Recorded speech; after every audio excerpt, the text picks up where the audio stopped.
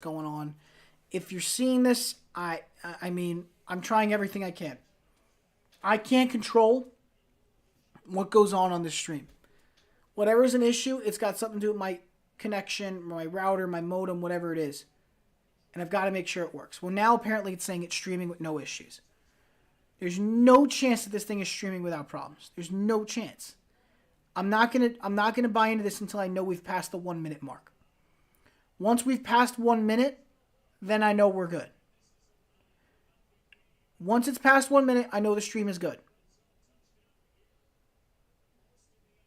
Once we pass 1 minute, I know the stream is okay. But in the meantime, while I prep just to double check it, I'm going to make sure that I'm fully updated. The Broncos have scored a touchdown in the time I've been away. And I apologize for that. And apparently we have passed the 1 minute mark. So we are good. Okay, fine. We're good. I apologize again. This should not have happened. This was a completely software-related issue. I fixed it. We're all good. But the Broncos have scored a touchdown in the time we've been away. Ooh. Yeah, so in the time away, they have scored a touchdown. Broncos have now made it a 10-0 game.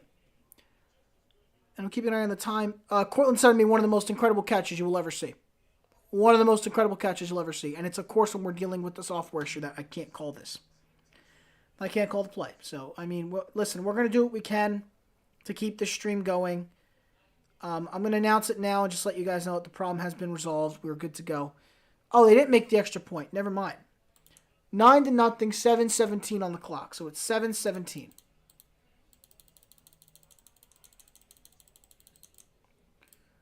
I take it back. 7:10 on the clock. 7:10. 9-0 Broncos. Broncos have 2 timeouts. And the Bills have, it looks to be, all 3 timeouts. They've got an injured player on the field, y'all. Injured player on the field. Buffalo does. Buffalo has an injured player on the field.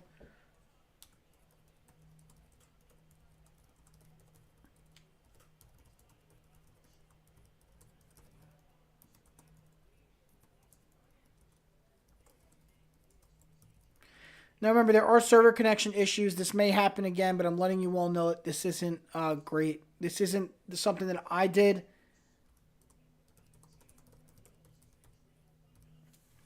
I mean, this is just, it just happened. So I just sent out a chat message to all of you guys. The stream is back in order, having server, it's a server connection issue. It might happen again, so just be prepared for that. Your chat messages pop up here in the Monday Night Football, where the Monday Night Football logo is. So just if you want to see those, that's where they are. But that's the truth. I wish I could tell you guys otherwise, but it is the truth. I can't control what just happened. It's completely out of my control. But the Broncos did score a touchdown in the time we were away. They've put up the points, and they're now in a good spot. Yeah. We've corrected the issue temporarily. We'll see if we can hold on to it any longer, if there won't be any problems from there. Again, I do everything I can to troubleshoot and fix whatever problems I encounter. This was a new one I wasn't prepared for. And supposedly now our bit rate is fine. We haven't had any drop frames. Our FPS is good. I updated OBS to the latest software, latest information. It should work. If it doesn't work, I mean, I may have to call it a night. I'm giving you guys a heads up. If it has a problem again and it cuts connection, we're going to end the night and we're just not going to continue the stream. And I apologize again for any connection issues that are happening. Because it's not normal and it shouldn't be happening. But yes, in the meantime, the Broncos have scored a touchdown. Cortland Sutton makes an incredible toe tap grab. Let me see if I can get that pulled up on the screen here so that you guys can see that for yourself. I'm going to try to see if I can get that through Twitter. I'm grabbing it now as we speak. I'm looking for it. Let's see. Just again, I'm just not okay with what happened. So if I seem off, now you guys know I'm not happy with how that ended.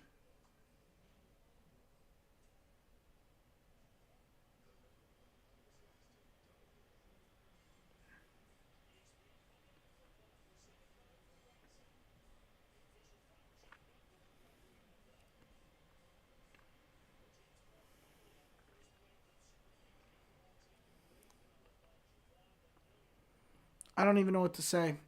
First and 10. We're back. James Cook is back on the field now for this drive. They realize they need him, so they're using him. Snap on the way. Allen looking pressure. Dumps it off to Cook this time. Makes a man miss. Sheds off another tackle. Shedding more tackles. Gets about an 8-yard gain. 2nd and 2. Well done.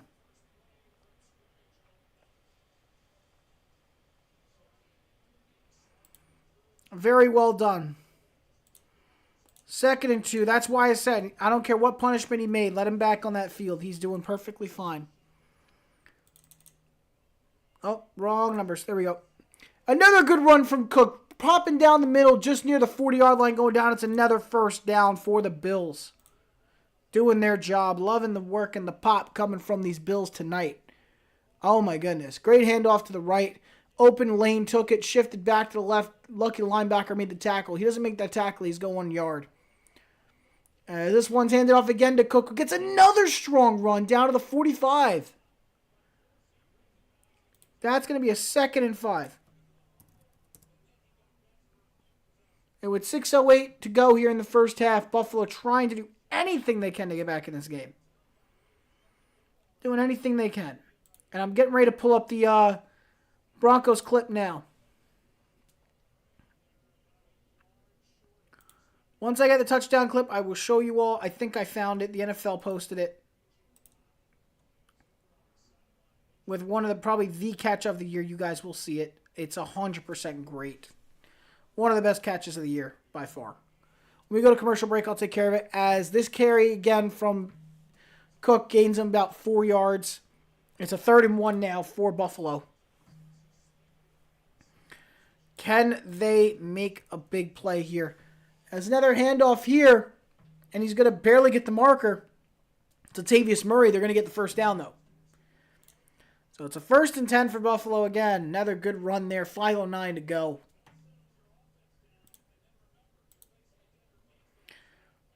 We're still waiting. Once we go to another commercial break or hit the 2-minute warning, whichever comes first, I will show you guys the play that we missed out on. I apologize again for the technical issues that prevented us from seeing that play.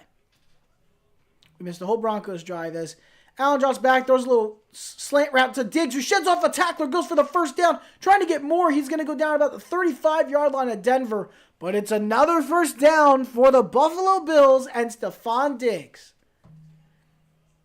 4:35 to go in the first half. Single coverage on Diggs, makes a little shake move, gets by the corner, sheds off the tackle, makes it into first down and more, helping the Bills every chance he can. That's only his 2nd catch of the game, 23 yards on the day. Murray takes the handoff here, coming around to the right, shedding off guys left and right, and he's getting down just shy of the 20 to the 21-yard line. Another first down for Buffalo. Latavius Murray with an angry run, coming around here, hitting the gap in between the tackle and the guards, shedding off tackles from multiple players, and able to finally be taken down by his feet by Justin Simmons with the high tackle from number 41 of the Broncos. That would be Mr. Drew Sanders. It's 1st and 10 again on the 22-yard line. Allen dropping back in shotgun, looking, pressure coming, throws across, completed for a touchdown. Dalton Kincaid with the catch. And the Bills are on the board. And it's fantasy points for me, so I'm happy. Any points help. Thank you, people. 8 plays, 81 yards, it looks to be, in just over 3.5 minutes. What a great job that was. Completely uncovered, by the way. They took the bait on the guy that was running down the middle on a little post inside, and Kincaid throws a little out and up, and it was beautifully done. Coming up, rounds it out, comes back up, and just beautifully done with the double move. As the snap, kick, and holds are all good for Buffalo. The extra point's good, but hold up. We've got laundry.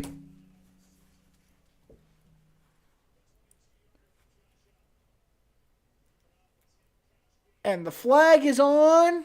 Waiting for the call on the flag here.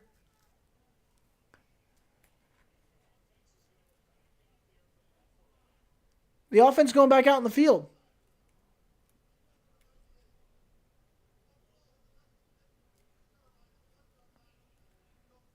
They're going to try to go for 2. So because it was an offsides call, they're taking half the distance to the goal, accepting it. So they'll be on the 1-yard line going for 2.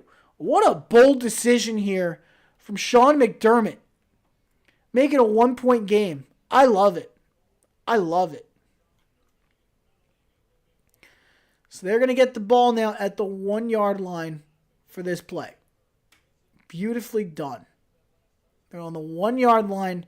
They got one chance. Buffalo's 2 for 3 this year on 2-point conversion attempts. So let's see if they can get this one here and make it their 3rd one of the year. Can they make the play? That is the question. In shotgun with one man in the backfield to his left. Allen takes the snap, looking. Pressure coming from the right. Steps up, throws across. Completed to Gabe Davis. The 2-point conversion attempt is good. And it's 9-8 now in this Denver and Buffalo showdown. 9-8 with 3:36 to go in the first half. They're finally on the board. And it's about time. Well done. Fakes the fact that he might cut to the left. Instead, he goes to the right. Safety wasn't ready for it. He cuts right back. Beautifully done. They weren't prepared for it. That was pretty much his primary target. Look for your secondary. And he got the ball to him regardless. And it's a 1-point game now. But they didn't go to commercial break. So we're going to stick here for the kickoff.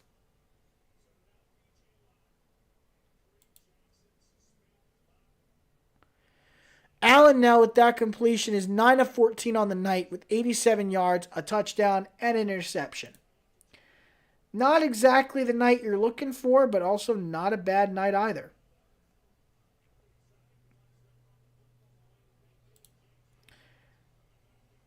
I can't believe, though, that people are... you know what? We might have enough time to show this. We'll see. You know what? No, we don't. We're going to have to do a kickoff. Okay, I was going to show you guys the play I was talking about from earlier that we missed out on, but I'm going to wait.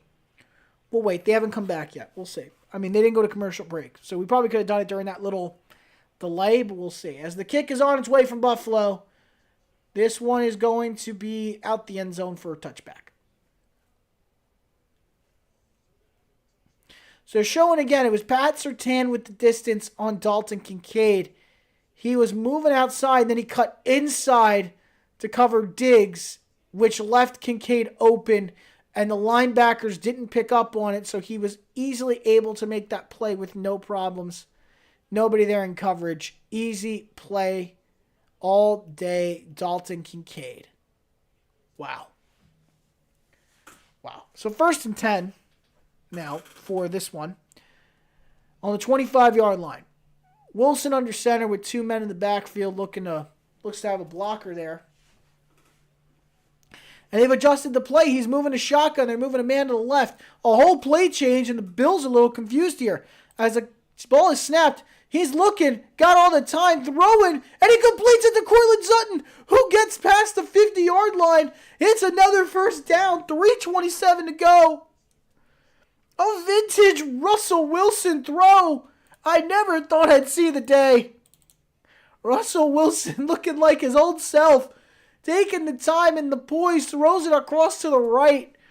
Beautifully placed to Cortland Sutton. Where has this Russell Wilson been for the last 2 years? What a beautiful throw and catch that was. 3:02 to go here in the first half. It's another first down. At the Bills' 45-yard line, Wilson hands it off to Williams, who had an opening, but he gets tripped up. Only a 4-yard gain, so 2nd and 6 it will be. Well done. Great throw across the field, I have to say. It was very well done. No complaints here. Very well done. So 2nd and 6 is 2:31 to go. Clock still rolling. 2-minute warning creeping ever so closely. It looks like Wilson's changing the play again. He's not doing so. They're calling an audible of some kind. As he hands it off again to the right. Williams with another good run, coming up just a yard short of the first down marker. It'll be 3rd and 1. As they're going to go right to the 2-minute warning here. And they're going to let the clock stop and take the timeout. Obviously, the 2-minute warning timeout. But when they come back, these Broncos are moving. They are moving, people. They're on Buffalo's 36. They could technically attempt a field goal from this distance. It's a far distance, but they could do it.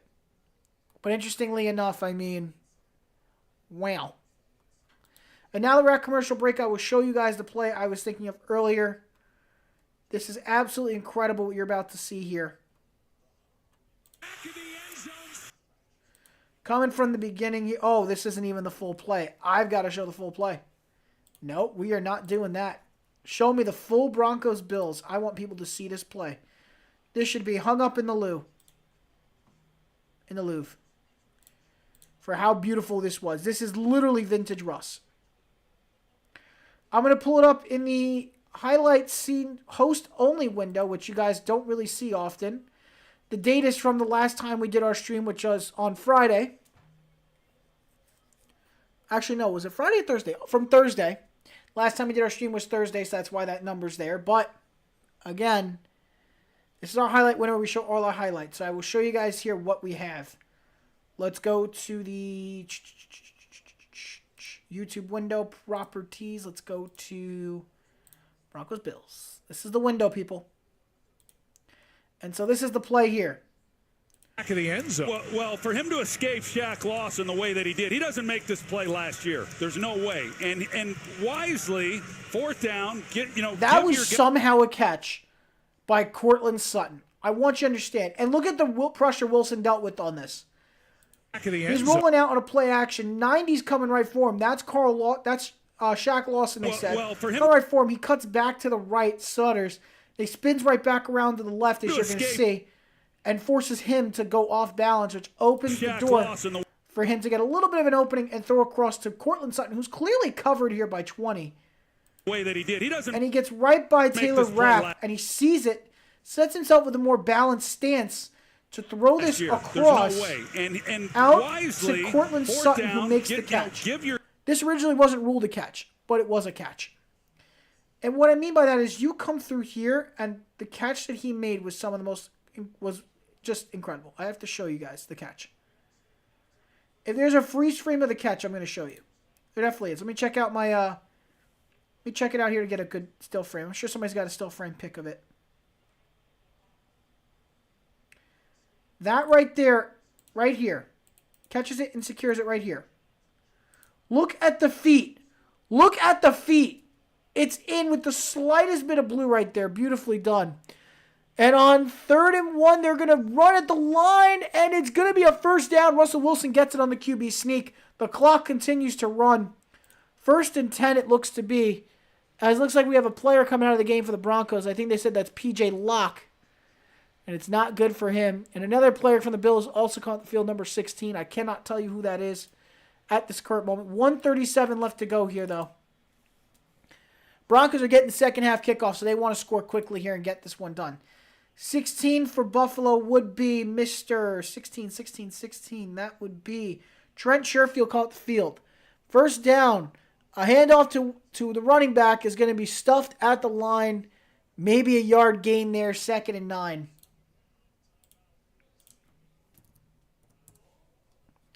And Buffalo has taken a timeout at 1:14 on the clock. So Buffalo takes one. They have 2 remaining in the first half.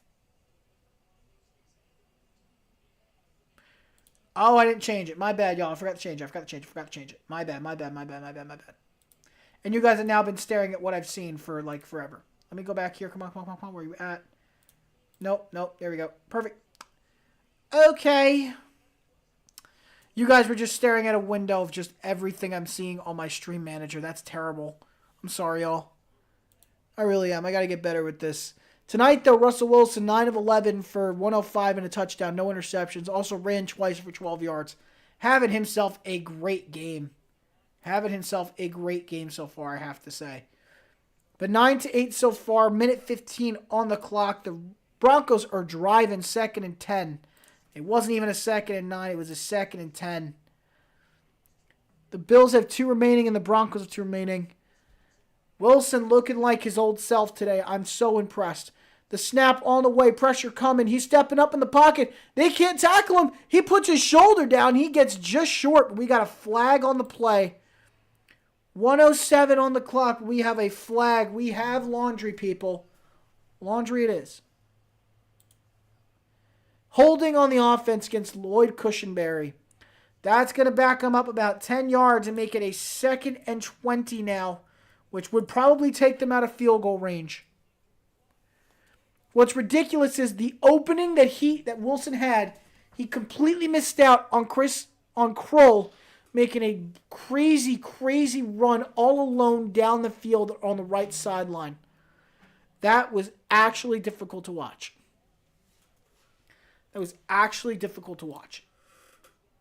That player that we were just talking about, that tight end, 85, that was Lucas Kroll.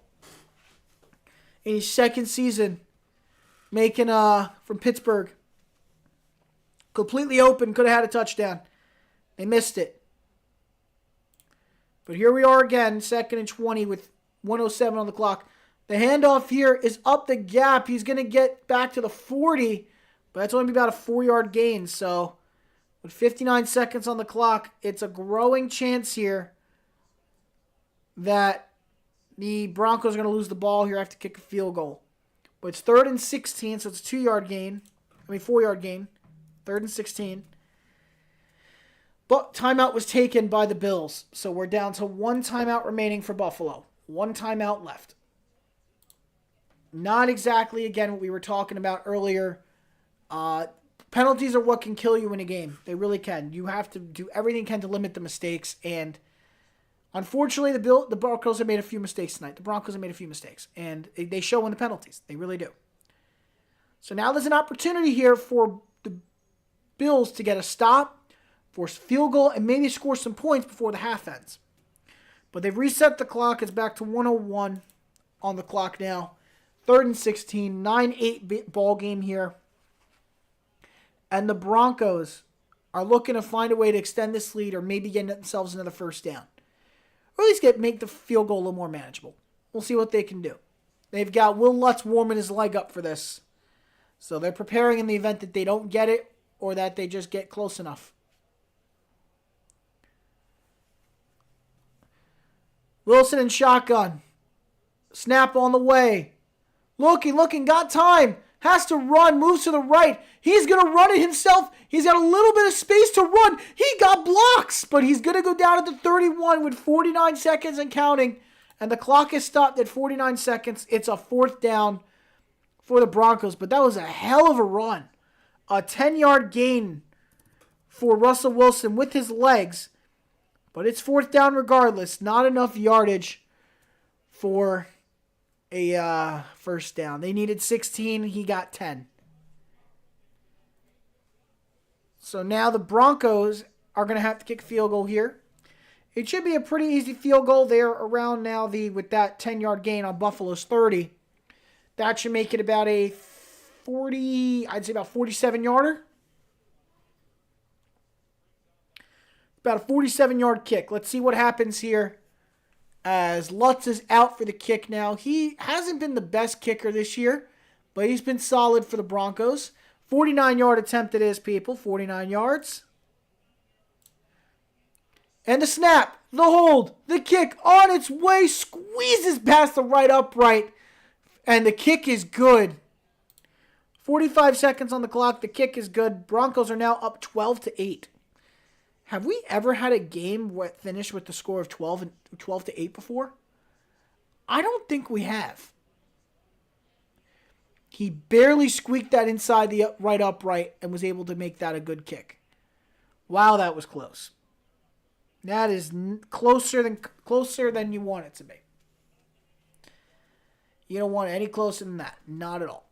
But 12-8 is a score. It's a very funky score for this game. So, yeah. And here's the funny part. You think what? The Broncos scored 4 field goals because it's their offense, right? Nope. They have a touchdown. They just didn't get an extra point. So, they have a touchdown and 2 field goals. It should be 13-8, but it's not.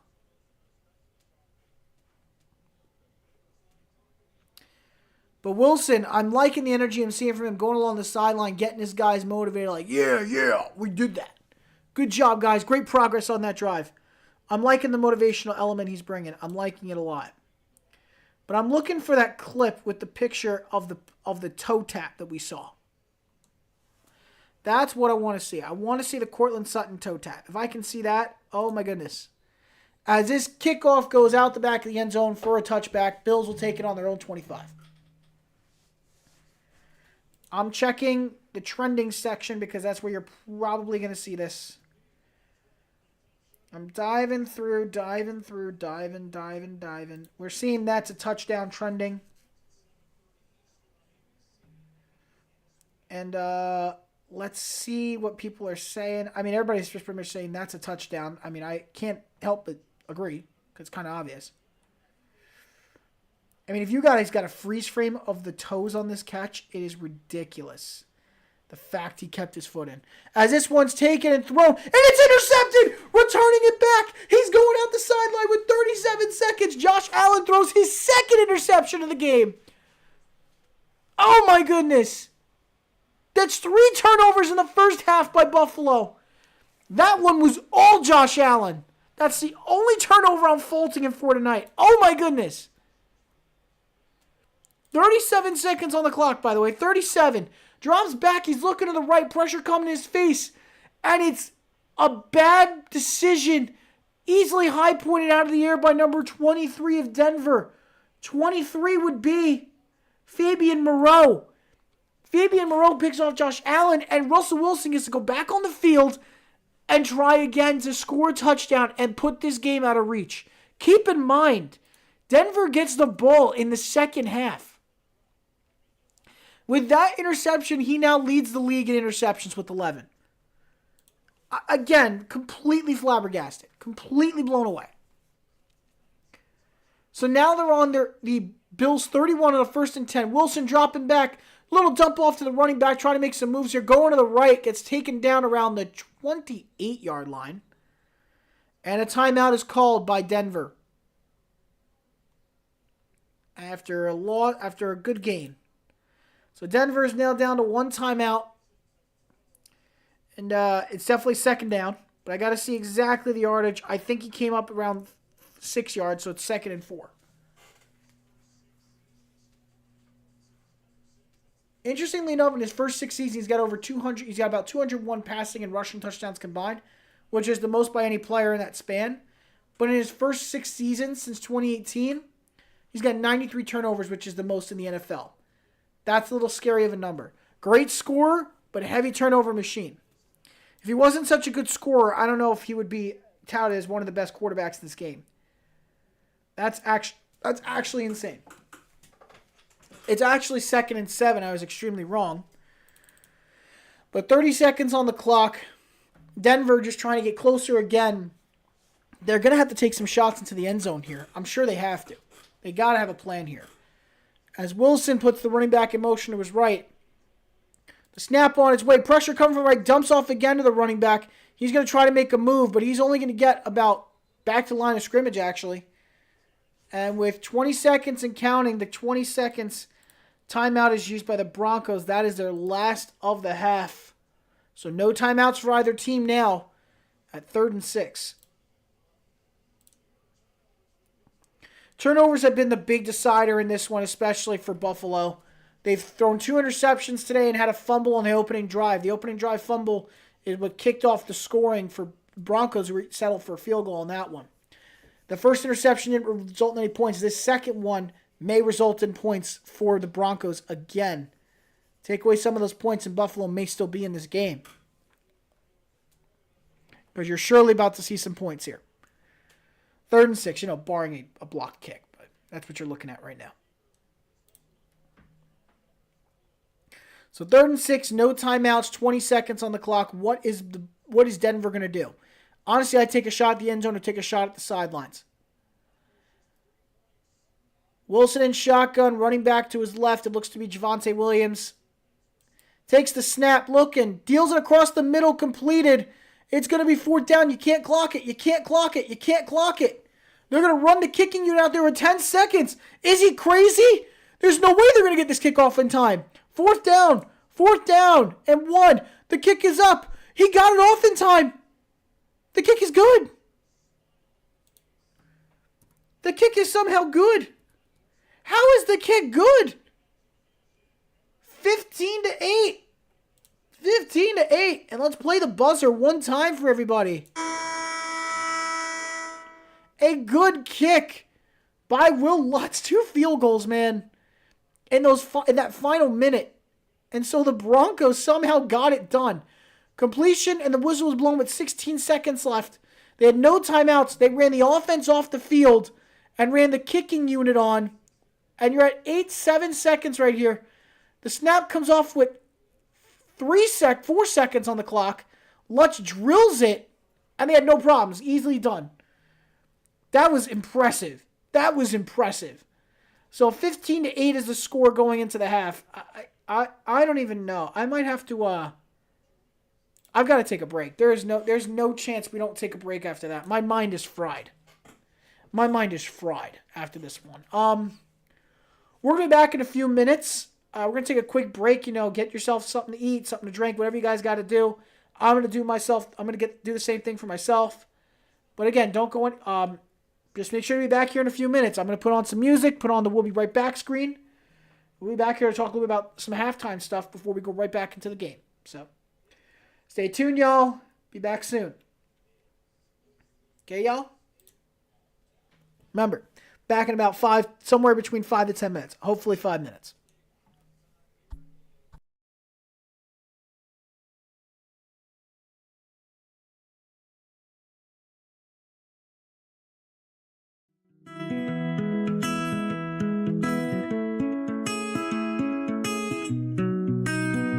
I stay on my cell phone trying to block you out. Wonder why you're still here, get out of my house. Keep touching on me, I'm a lot of rounds. Guess I go one more, only if you bounce. I don't mean to be rude, I'm just being honest. You asked for the truth, I can't make a promise. We could be through, but you don't wanna stop this. Love is the rules, can't find one true. It's getting late, I said too much. Look at me strange, I be too blunt. I'm easy to hate, I'm hard to love. But you love me anyway, or is it lies? It's getting late, I said too much. Look at me strange, I be too blunt. I'm easy to hate, I'm hard to love. But you love me anyway, or is it lies? Said I be in bed, I'm wide awake.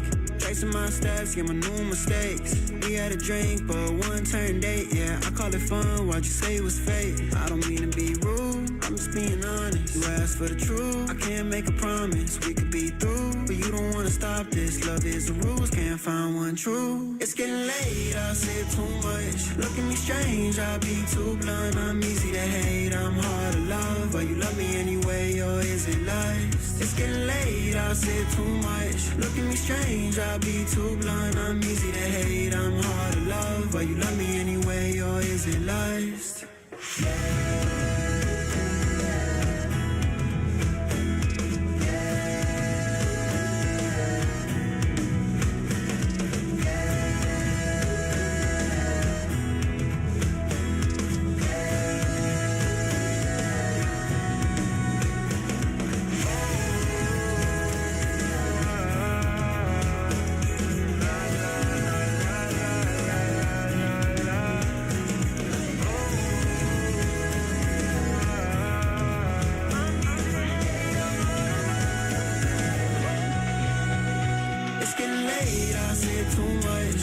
Strange, I be too blunt. I'm easy to hate, I'm hard to love. But you love me anyway, or is it lies? It's getting late, I said too much. Look at me strange, I be too blunt. I'm easy to hate, I'm hard to love. But you love me anyway, or is it lies?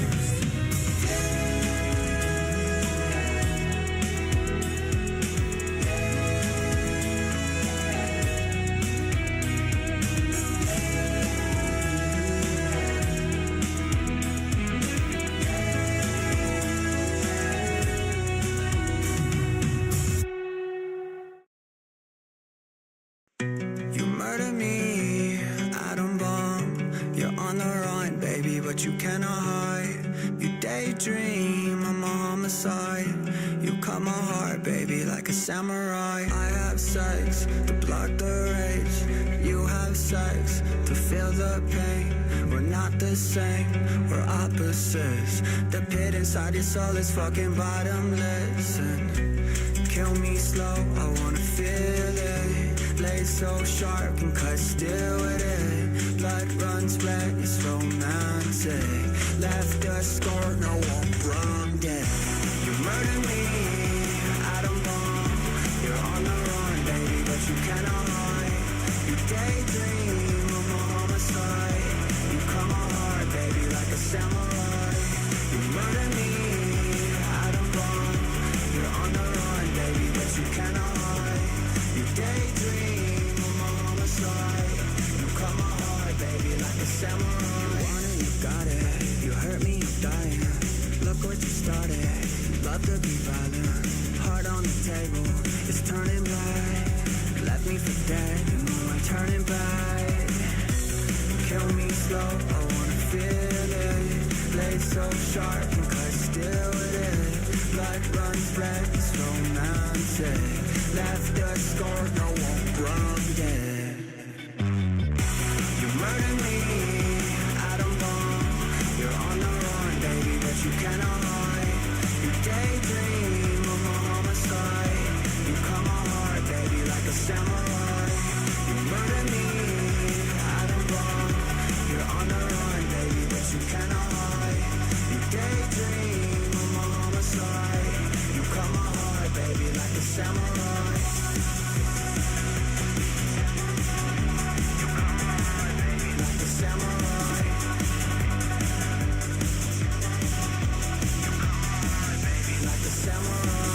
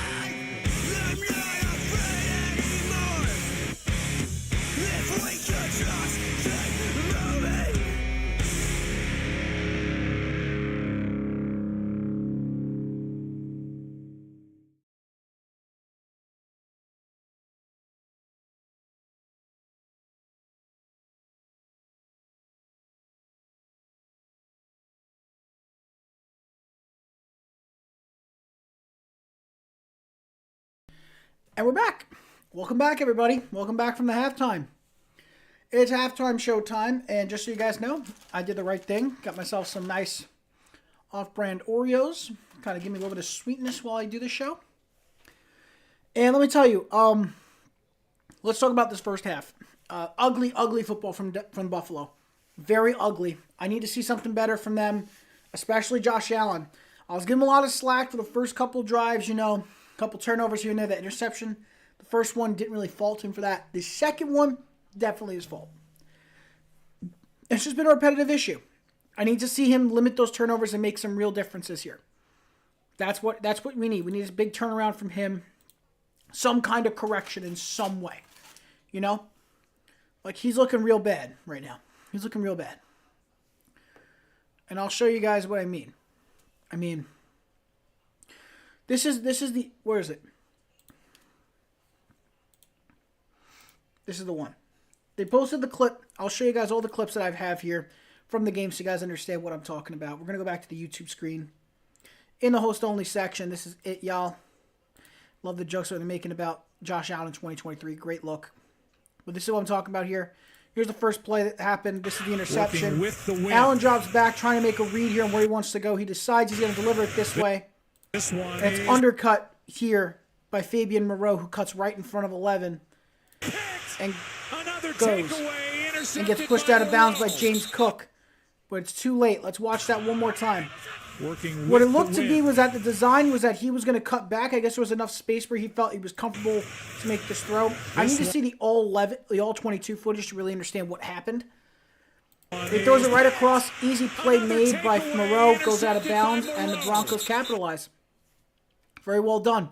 And again, this is another Josh Allen issue. Here's another angle also of what we were seeing from that touchdown here from Josh Allen. It doesn't even look like it's a touchdown, but it is. It's kind of crazy. And they show this one as well.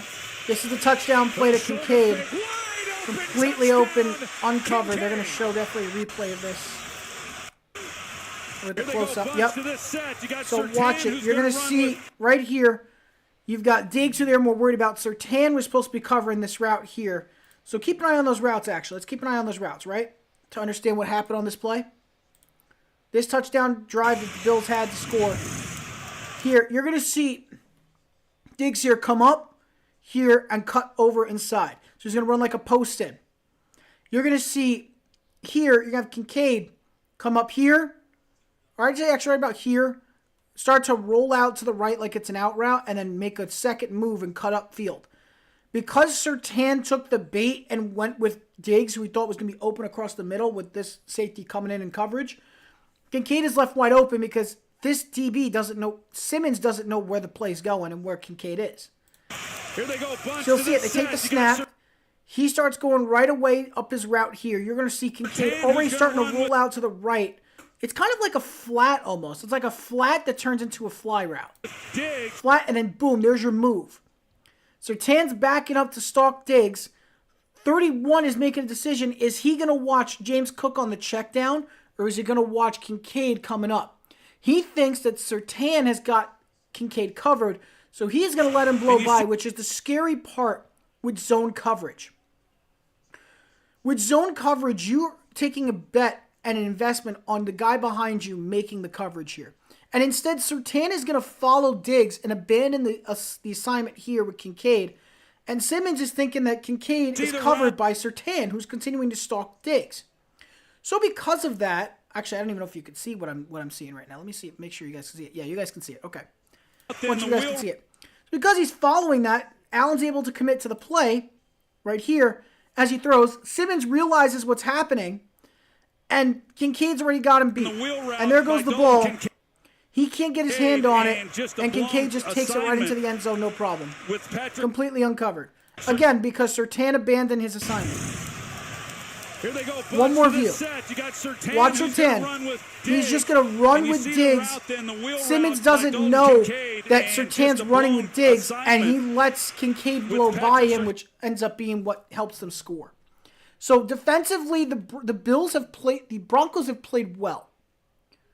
But there have been some moments, and that was one of the few moments there.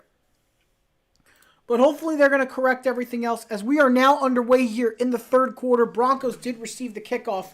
We've officially started the third quarter as we go now. Third quarter, reset the clock, 1st and 10. Broncos football. Let's see what happens. Again, I'm going to enjoy my Oreos while we're watching this game. I'm going to enjoy them. Ooh, I love me some Oreos. Let me ask you guys a question. Since we're doing football, I like to ask some social questions. What do you guys think? What's the best type of Oreo? You like the golden Oreos, the regular old Oreos, different fillings? What's your ultimate crown cream of the crop Oreo? The best one. As we're ready to watch, Russell Wilson under center, put a man in motion, hands it off to the right, and he's going to get stonewalled on that one. Javonte Williams loses a yard. Unable to get back to the line of scrimmage, and he's a little slow to get up there, but tackle made from the right end. So clock has started. We're at 2nd down and 10 likely. They're going to say that he kept the yardage. Forgot to start the clock. But I'm honestly asking you guys, what's like your favorite cookie? What would it be? Oh, JT, thank you for the follow. I appreciate it. 3 followers away now from 20. Thank you so much, man. All right, 14:21 on the clock. Let me cut this down a bit. 2nd and 10. Shotgun. Wilson dropping, looking, rolls out to the right, looking, flag down. He's going to run it himself and take a slide after a 2-yard gain, but there's a flag on the play. Clock stops at 14:09. Let's see what the flag is. I'm throwing the flag. Flag is up. And it's going to be a holding on the offense. This one will be against Javonte Williams, the running back, trying to make a block assignment. So it's going to be a repeat of down, but also a 10-yard penalty. So 2nd and 20 now at 14:09 on the clock. Not exactly what you're looking for, but a quick shout out to JT who just asked a random survey question. Have you ever given somebody a wedgie before or gotten one? Can I be honest? I have a younger brother. So you can definitely guarantee, being the older sibling, I've done it. Or attempted it at least. I've definitely done it. It hurts more getting one than giving one. Especially if it's a sibling. It's always much more fun. But yeah. Russell Wilson hands it off to Williams again. Making a good play. Popping up the gap. Going down to the 23-yard line. Going to be short of the original line to gain. And it's going to be 3rd down and 12. 3rd and 12 with 13:41 to go.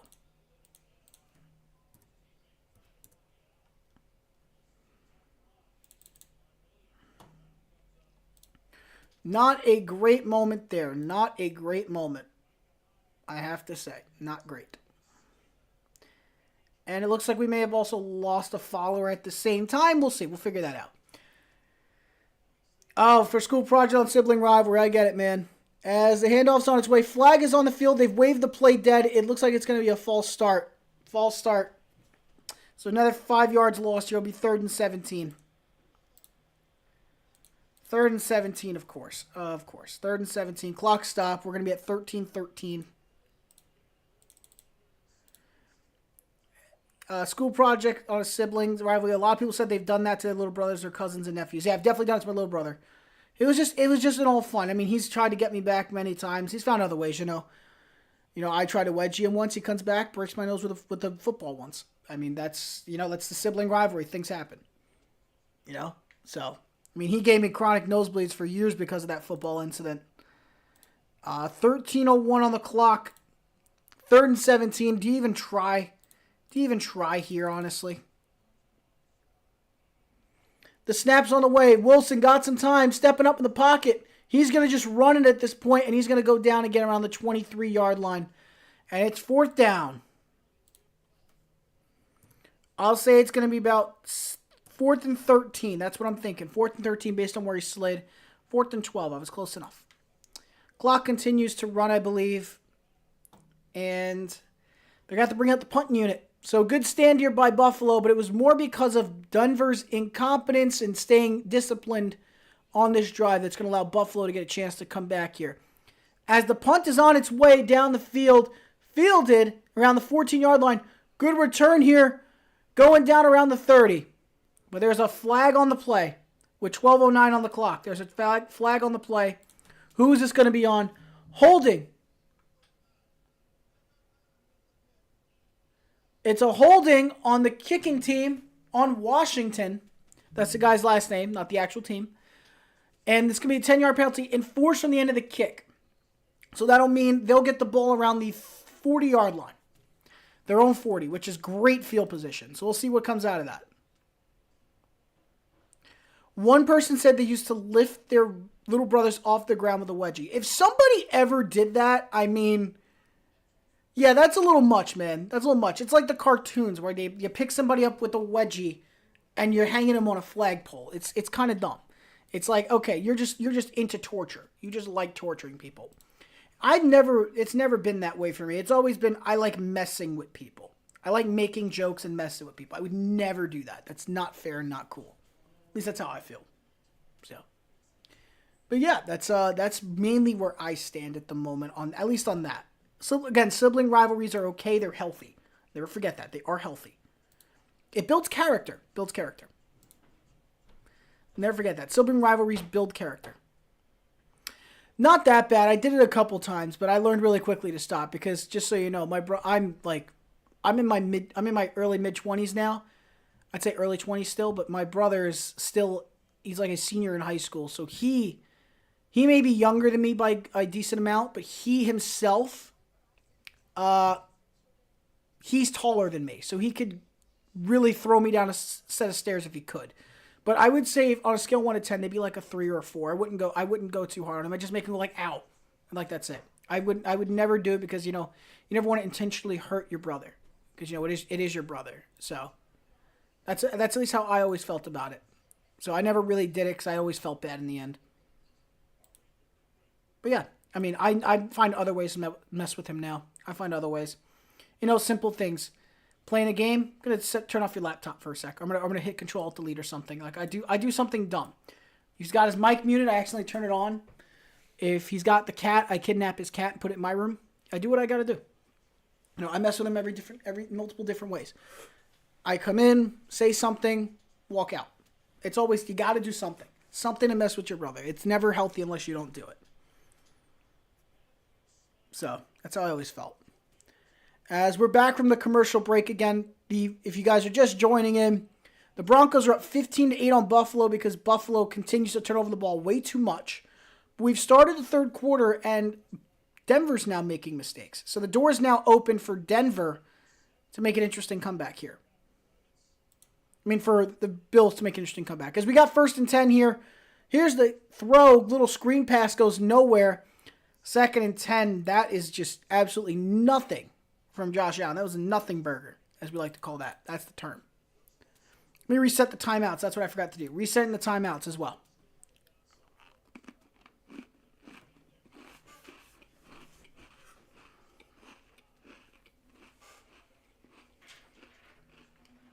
Allen looking. Those are across the left on a little route across the field. Short, medium route. But Diggs could not hold it in.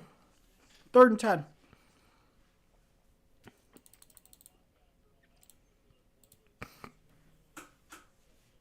So Buffalo faced with 3rd and long. 2 back-to-back incompletions there. What are they going to do to convert here? You got to get something going offensively or else you're just going to need a bad situation again.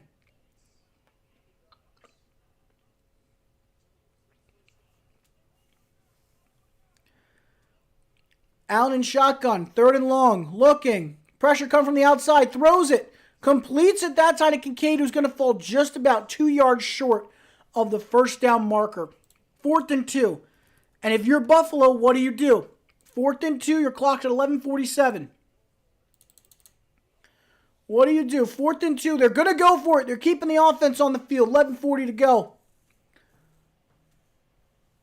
According to analytics on ESPN, they're saying that they would recommend the Bills go for it too. On a 4th and 2, Kincaid in motion to the right. Allen drops back, looking, pressure coming, rolling to the right. Giving Chase's 99, throwing, he misses the receiver. He overthrows him. And the Broncos get a big 4th down stop. What is going on with Sean Payton's Broncos? That defense is feasting today. Doing a lot of damage, man. Allen still hasn't hit 100 yards on the day here at this point of the game. I cannot make sense of that. Completely overthrew Khalil Shakir. He doesn't overthrow him, that's a catch. And that's a first down. But he missed it clearly. And now the Broncos are getting the football back. It's 15-8 Denver. Denver getting it back. I cannot make sense of what just happened. I cannot make sense of it. And I'm not okay with it. I'm not okay.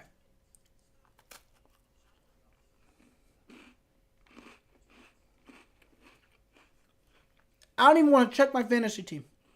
I don't even want to check it. Because I probably lost. I needed a strong day from Josh Allen to win this game. To win my game. And he's got me a touchdown and 2 interceptions. So you tell me how that looks for me right now. Not good. Not good. Doesn't look good. So now I'm concerned. Just not good.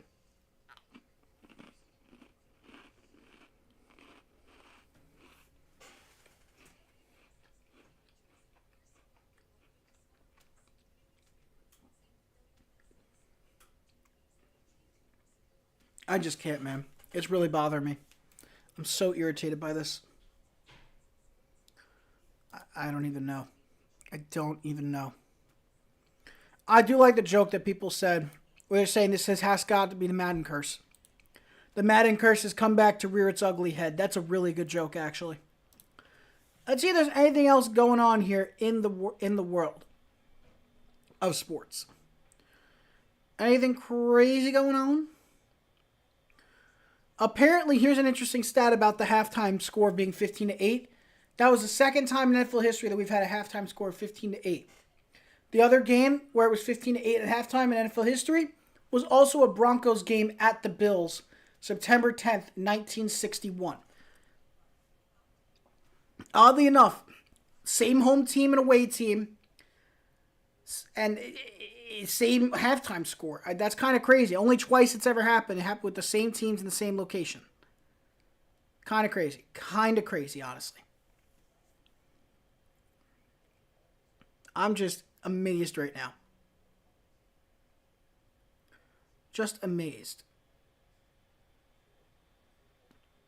Not as amazing as this, though. I don't know if anybody here is a basketball fan, but I did see something you guys would be interested in.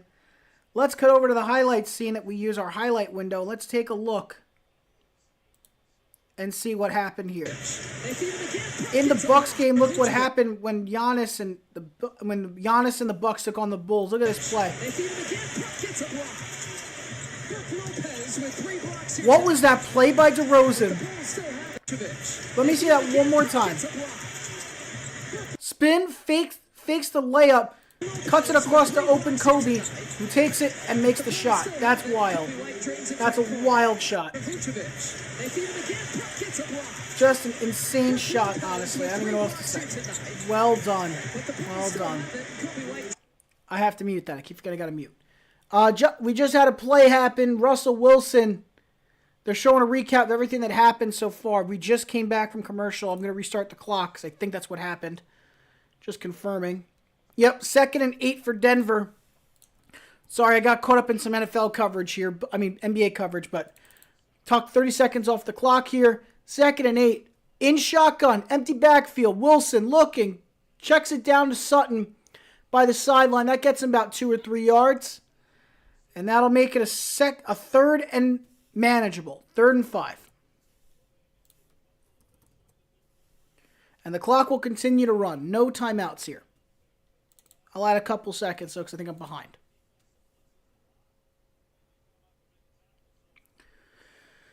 So it's interesting that the Bills have decided that tonight they didn't want to blitz. That's what I'm a little fascinated by. The Bills have not blitzed tonight at all. The Broncos are up 15-8, and you just haven't blitzed Wilson to think, oh, maybe we create pressure, maybe that'll solve it. Like, yeah, okay, maybe that would have been probably a really good idea. And it looks like a timeout has been used. We're going to stop the clock here at 10:03. That's going to be a timeout taken by, not the Bills, sorry, the Broncos take a foul. They take a, oh my gosh, I'm getting my words mixed up. The Broncos take a timeout. So the Broncos had to take a timeout to avoid having to delay a game But here's the stars tonight for the Broncos. 13 of 15, 116, a touchdown, no picks for Wilson. Javonte Williams, 14 carries for 51 yards, no touchdowns though. And Cortland Sutton with 5 catches, 49 yards, and a touchdown, possibly the best touchdown catch of the year. I still don't know how he kept his feet in. I still don't know. Absolutely incredible. Probably one of the best catches you'll ever see. It was absolutely insanely incredible. You'll never see it again. Probably won't see it again for a while. But 3rd and 6 it is. 10:03 on the clock here in the third. And the Broncos are up by a touchdown.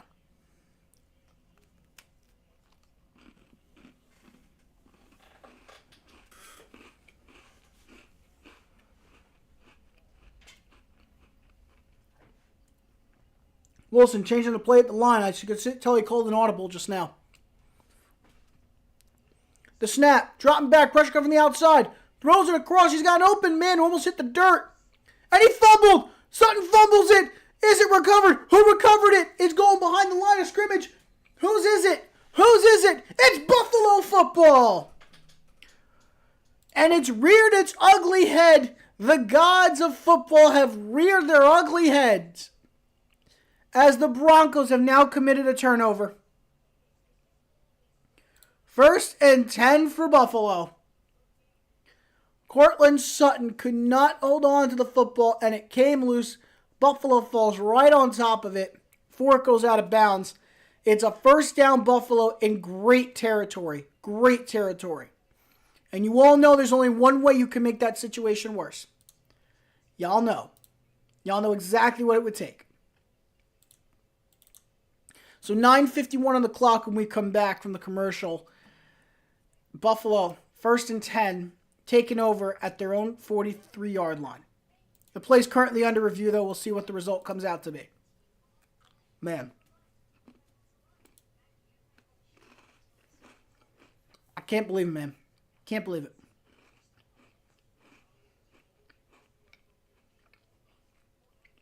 That's rough, man. That's really rough.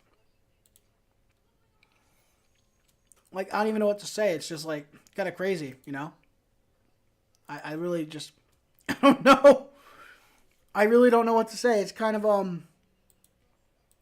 I'm sitting here and I'm saying to myself, what just happened?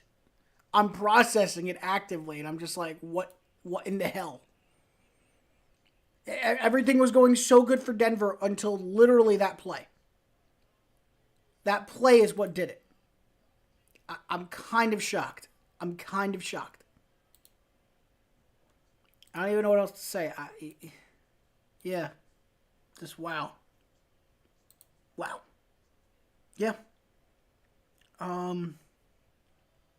Okay. Okay. Okay. Broncos will figure something out, I'm assuming. I would assume. Yep.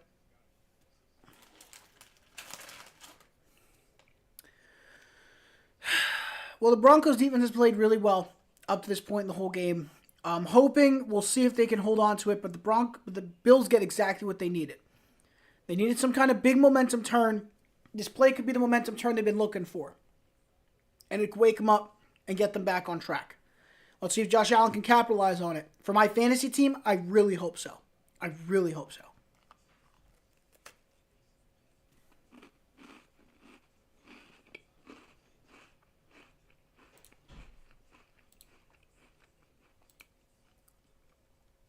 Taking another quick look through Twitter.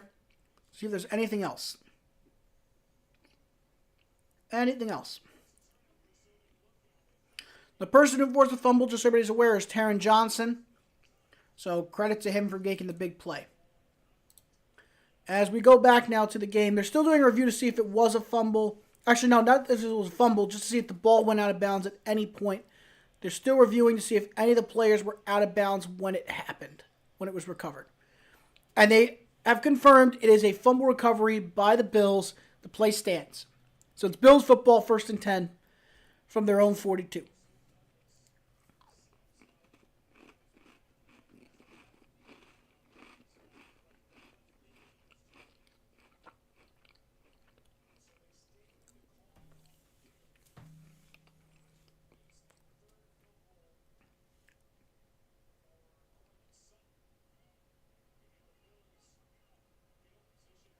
They said this is the third fumble by Cortland Sutton. I'm assuming they mean by this season. As the handoff is to James Cook, who's got an opening. Gonna run right for the first down. Gets past the first down marker. They're in Bronco territory. It's first down for Buffalo. What a play. What a play. 1st and 10. Cook is just so explosive like that, I have to say. Got a really good first step. He gets in, immediately found the gap in the line, took it, went down the middle, made a little cutback, drove his shoulder into the linebacker. Hands off to Cook again. He gets only 3 this time. Actually, no, 2. They're marking it at only 2. So it's going to be 2nd and 8 for these Bills. 2nd and 8. 2nd and 8. That's where we're at. We're at 7. 2nd and 8. 2nd and 8. I want another cookie, but I think I'm at like 4. Might have to go for 5. Debating it. I'm telling you, Oreos are my weakness. My sweet weakness. Drop back from Allen. Looking to throw. Pump fake. Throws in the traffic. Completed. Down the sideline. Khalil Shakir. They're in the red zone. First down, Buffalo. Josh Allen delivers a beautiful pass just now. Oh my goodness. Well done. 8:27 and counting here in the third. Hugging the sideline to Khalil Shakir. He's inside the red zone. They're at the 16-yard line. Let's see if they can get in the end zone again for the sake of my fantasy team. The handoff to James Cook is going to be stopped right after about a 2-yard gain. So it'll be 2nd and 8 again. 8 minutes to go here in the third. Nothing but beauty so far in all of this. Once again, we are 4 followers away from hitting 20 here on Twitch. If you guys like what you're seeing and would like to see more content down the line, please consider giving us a follow here on Twitch. We don't do subs. As Josh Allen's going to take it himself, and he got crushed. But not before gaining about 7 yards there. 6 yards. And it's going to be 3rd and 2. If you guys are new to the channel, please consider following. We don't do subscriptions. We feel that you shouldn't have to pay to get more access to us than you already have. If you guys enjoy the content, you should have as much access as you want. That's how I've always felt, and I will continue to stand by that. There may come a point where we do subs, but it will not change the amount of content we have here. That will be under your discretion. And if we don't do subs, we will likely open up donos, if anything, which I think is much better than just doing a subscription. You guys want to just give money, do it through donations. As got an opening, first down, but just short of the marker. Just short of the goal line is Latavius Murray. That's about a 6-yard gain. And it's 1st and goal. Our first and goal of the night. We haven't seen anybody in any goal-to-go situations today. But a great cutback there and an overachieving dive from whoever dove for that play. Allen hands it off again to Murray, and he's in the end zone for the touchdown. With 6:42 on the clock. Ladies and gentlemen, we have a ball game. I wish that was a throwing touchdown, but it wasn't. Josh Allen, if he keeps handing off for touchdowns, I'm going to be an angry man, fantasy-wise. But in terms of as a player, good job. You scored a touchdown. Great job. Tied the game up. Let's see. So 6:42 to go. Latavius in the end zone. As the extra point, they're lining up for it. The snap, the hold, the kick. It's all good. 15 all. It is 15 up. Everybody has 15. I don't know, I have to keep specifying that, but yes. So there it is. The Bills have tied it. Once again, a turnover comes back to bite them. Like I said, turnovers are the key to games these days.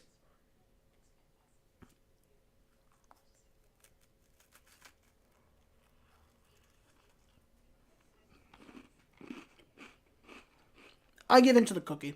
Yeah, I did. I told you guys I would give in to the cookie. I did. I love these things. So disaster from the Denver Broncos have opened the door for the Bills to tie this game up, and they did so. Now the Broncos have to prove that that wasn't just a fluke in the first half, that they're actually a good football team. It's time. It's time for it. Let's see what happens.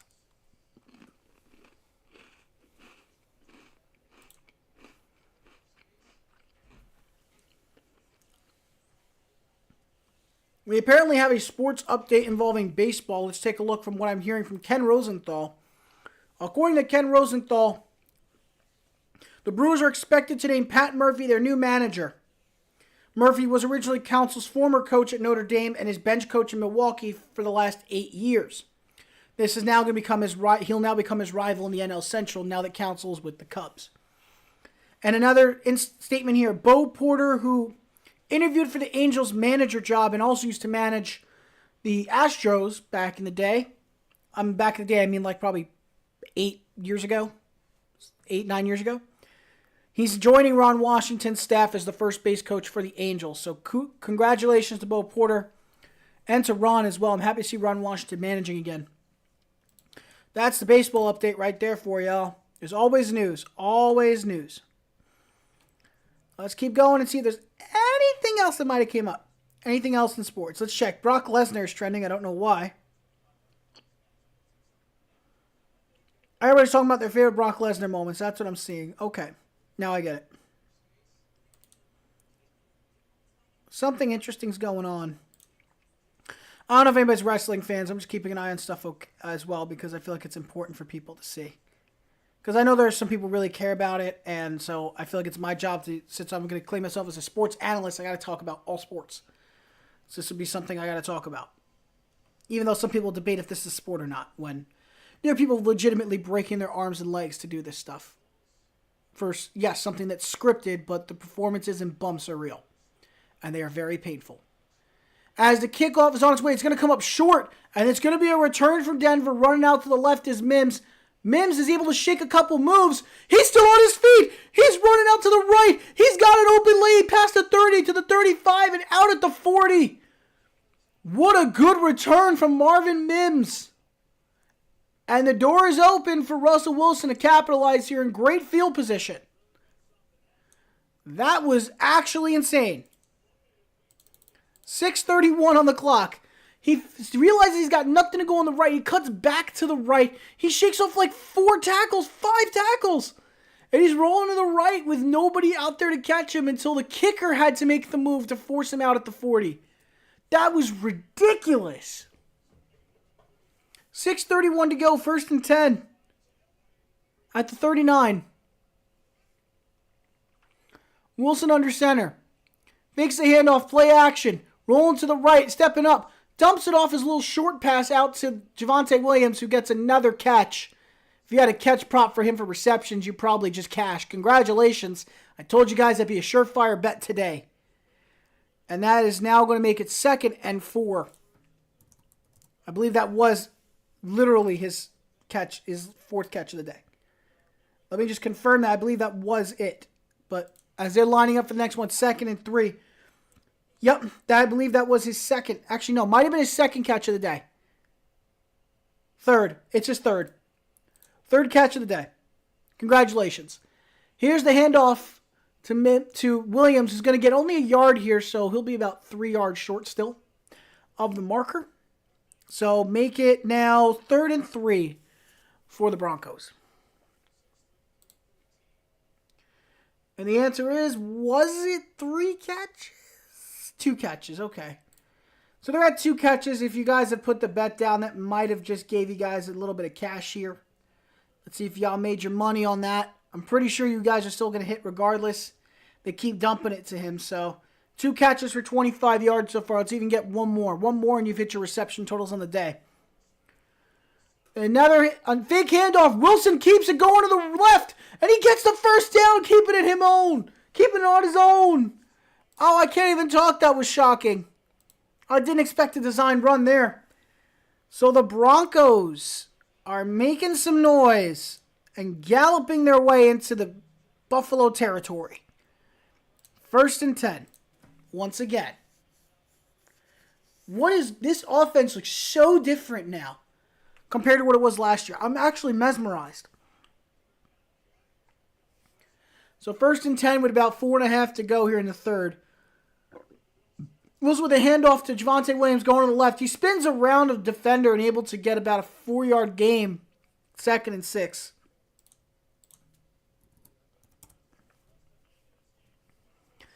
So far, Williams with 16 carries for 56 yards on the night. In terms of receptions, I already told you guys, 2 catches for 25 yards. Impressive indeed. Very impressive. Again, one more catch for Javonte, and you all will cash on your over bet for receptions. Wilson looking. Stepping back from the pressure. He finally goes down after an attack from behind. This one looking to be from, I believe that's AJ Epinesa. On the hit there. Wilson goes down. It's third down. Not a play they were looking for.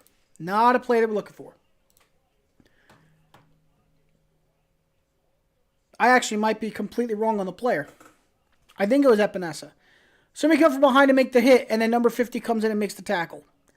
I believe that was Epinesa, but I have high doubts that I might be right. I'm going to confirm in a second. Nope, Gregory Rousseau. It was Greg Rousseau. I should have known that. 3rd and 12. Should have known. Sorry, everybody. 3rd and 12. Wilson stepping up. He's going down again. Another sack. Now we got Epinesa. AJ Epinesa comes in, makes the tackle that time, number 57. And it's 4th down, another sack on Russell Wilson. The door is still open for these Bills to do some damage. I believe it's 4th and 15 now. What a tackle. What a play. What a read, shaking off the block. Bad read there, 4th and 15. The punt is on its way from Riley Dixon. Fair catch called around the 10-yard line, 11-yard line. So Buffalo will get it back deep in their own territory. But 2:30 on the clock. Reset to 1st and 10.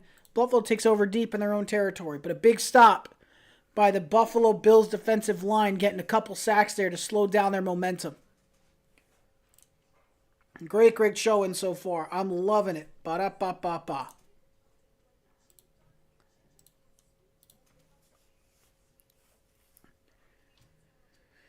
Let's take a look at some other stuff that is going on around the league. Let's see what else there is.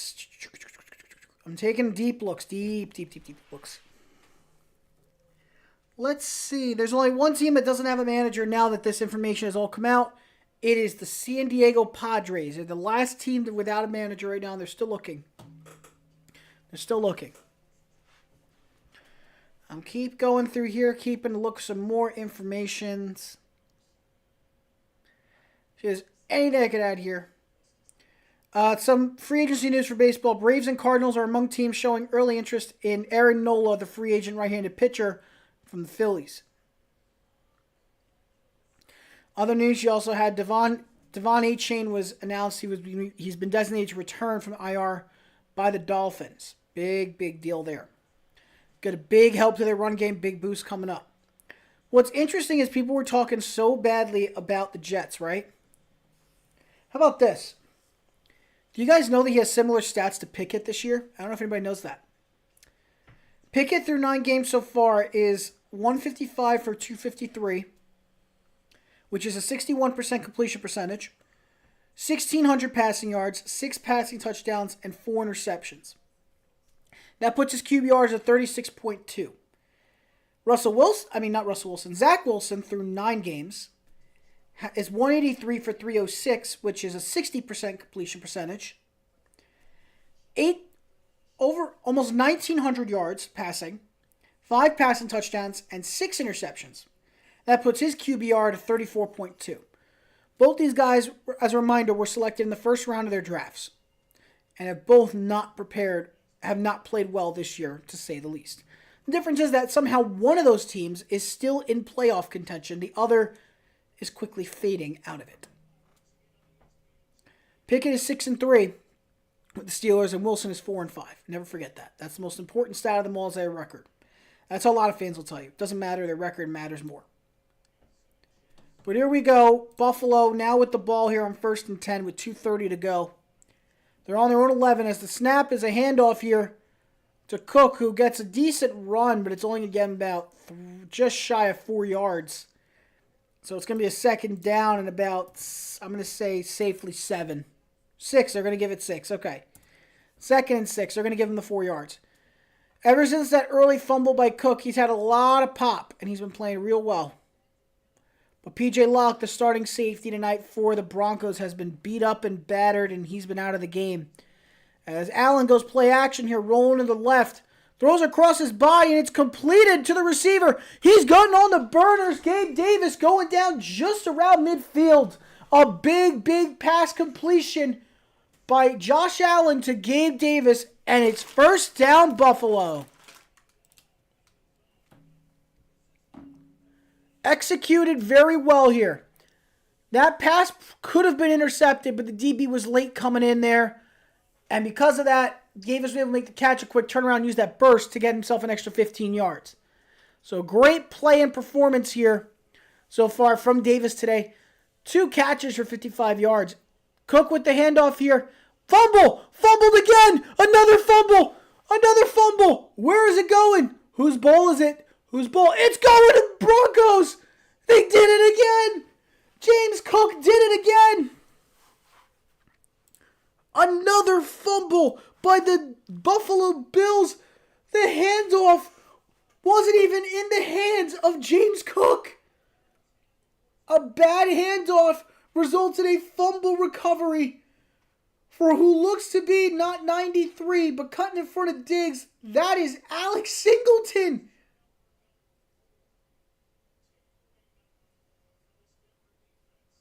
The Broncos now have 4 takeaways on the game.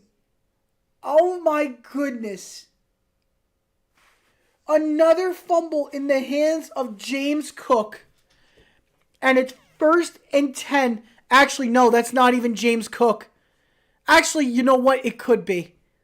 It's both of them. I'm going to just say it's both him and Allen. I can't even explain what just happened. But now the Broncos take over at the 48-yard line of the Bills in Bills territory. They're changing the play at the line. It looks to be they're making a read. Offset I formation. Handoff to the left to Javonte Williams. He's taking a run with it, and he's only going to get about 2 yards here on that one. 2nd and 8. Oh, my goodness. That was a terrible exchange that we just witnessed. And I'm going to find this clip while we're calling this game. That was brutal. Just brutal. What's up, Game with Boy Maj? Thank you. And thank you for the follow. I really appreciate it. That's going to help our follower count big time. We are now 3 away, baby. 3 away from hitting 20 followers. Thank you so much, man. It goes a long way in helping this channel grow. I really appreciate it. 2nd and 8 with 36 seconds to go here. Wilson dropping back, rolling to the right. Pressure coming. Throws across his body, and it is not completed. Dropped by Cortland Sutton with 29 seconds on the clock. 3rd and 8. Got a decent amount of distance to make up here. It won't be easy. It won't be easy. And when we go to the end of the third, I will show you guys the play I'm talking about. That pass was behind Sutton. I don't blame him. That was a bad throw by Wilson. Could have been caught, but it should have been a better throw by Wilson. Clearly. So the Broncos are faced with another 3rd down scenario. This is their 14th of the night. They've converted on 4 of those attempts. Here's the snap. Looking. Got time.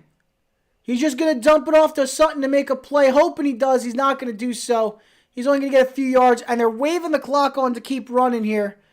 So they're going to let the clock run out more than likely here. After probably a gain of just about 3 yards maybe. 2 yards. They'll say 2 yards. I'm more generous than them. So they're going to come to the end of the 3rd quarter, which means y'all know what that means. We have to play the buzzer. And at the end of the 3rd quarter, the Broncos and Bills are still tied at 15. The Broncos preparing themselves to punt the ball back to the Bills. Unable to capitalize on the turnover, man. You're an Eagles fan. Wow, okay. Eagles fans, okay. Interesting, no problem. I have a good amount of buddies that are Eagles fans. I mean, I've got an Eagles hat back here somewhere. I mean, but I'm more of a Bucs fan. I know you see a lot of different teams here, but my main team is back here. That's the Buccaneers. They've always been my squad since I was a kid. So I root for them all the time, 24/7. That's my squad. You're going back to like days like Jeff Garcia. And again, depending on how old you are, you may or may not know who that is. And I have a little background on that. If you are an Eagles fan, you might know. You might know You might know Garcia. Garcia used to be a starter for the Eagles at one point, so you might know who I'm talking about. Not a toxic one, thank God. Thank God. I get along really well with Eagles fans, but I gotta tell you, their toxicity can be crazy sometimes. I got a lot of friends that are Eagles fans, so we get along pretty well. But oh my goodness, whenever they play my team, they are so insufferable. That's why the easiest way is you don't want to deal with a toxic fan, just don't be one back. Don't be douchey. They won't be a douche to you if you're not one to them. I've always felt that way when it comes to interacting with those fans. I really mean that. But let's pull up this play now while we're in this commercial break so you guys can see what I had seen and what made me jump out of my seat over here. We're going to come take a look at that through Twitter. Thank goodness for Twitter. Josh Allen in the fourth quarter is going to act like Paul Crew. I mean, everybody's got all this stuff in here. All these jokes. I'm going to take a look and see what there is here. I'm looking for the turnover. I mean, look, in the end, it didn't matter, but this is what we're talking about right here. Here's the play. Get it, because, I don't know that Cook ever... Right there. I don't think he even knew it was coming. Take a look at it, because, I don't know that Cook...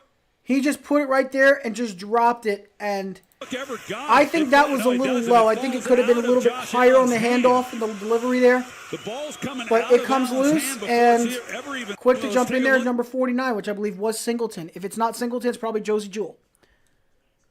But that's essentially what happened. Yep, number 7, Jeff Garcia. That's exactly him. You know exactly what I'm talking about. That's the dude. I was a fan of them since those days. That's back in 07. So I've been a fan of them for a long time. Well before people accuse me of the bandwagon stuff with Brady. Well beforehand.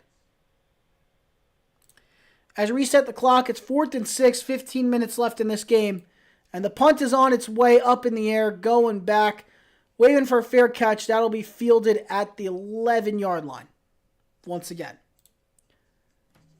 A quick look at Buffalo's schedule, moving on here. The Jets and the Eagles are their next matchups. Then their bye week in week 13, followed by a tough stretch to end it. The Chiefs, Cowboys, Chargers, Patriots, and Dolphins. One of those games is easy. The other 4 are extremely difficult. The Jets should be easy as well, but the Eagles are not.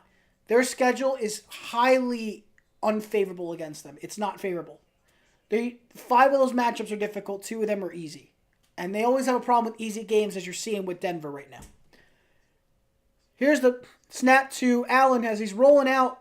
Completes it to Kincaid, who gets about 8 yards on that one. 7 yards, actually. And it'll be 2nd and 3 now for the Broncos. For the Bills. Yeah, I'm losing my mind today. 14:34 to go and counting. 2nd and 3. Buffalo's starting to get some offensive life here. Or trying to find it at least. Here's a handoff. This time it wasn't fumbled. This one to Latavius Murray, who gets the first down. Gets a decent rush. It's going to be 1st and 10. Gets it about to the 22, 23-yard line. This is now the 5th home game the Buffalo's had with 4+ turnovers since 2018 in front of their home crowd. In those games, they're 0-4. So, will it be 0-5 after tonight is the question. 0-5 after tonight? That's yet to be seen.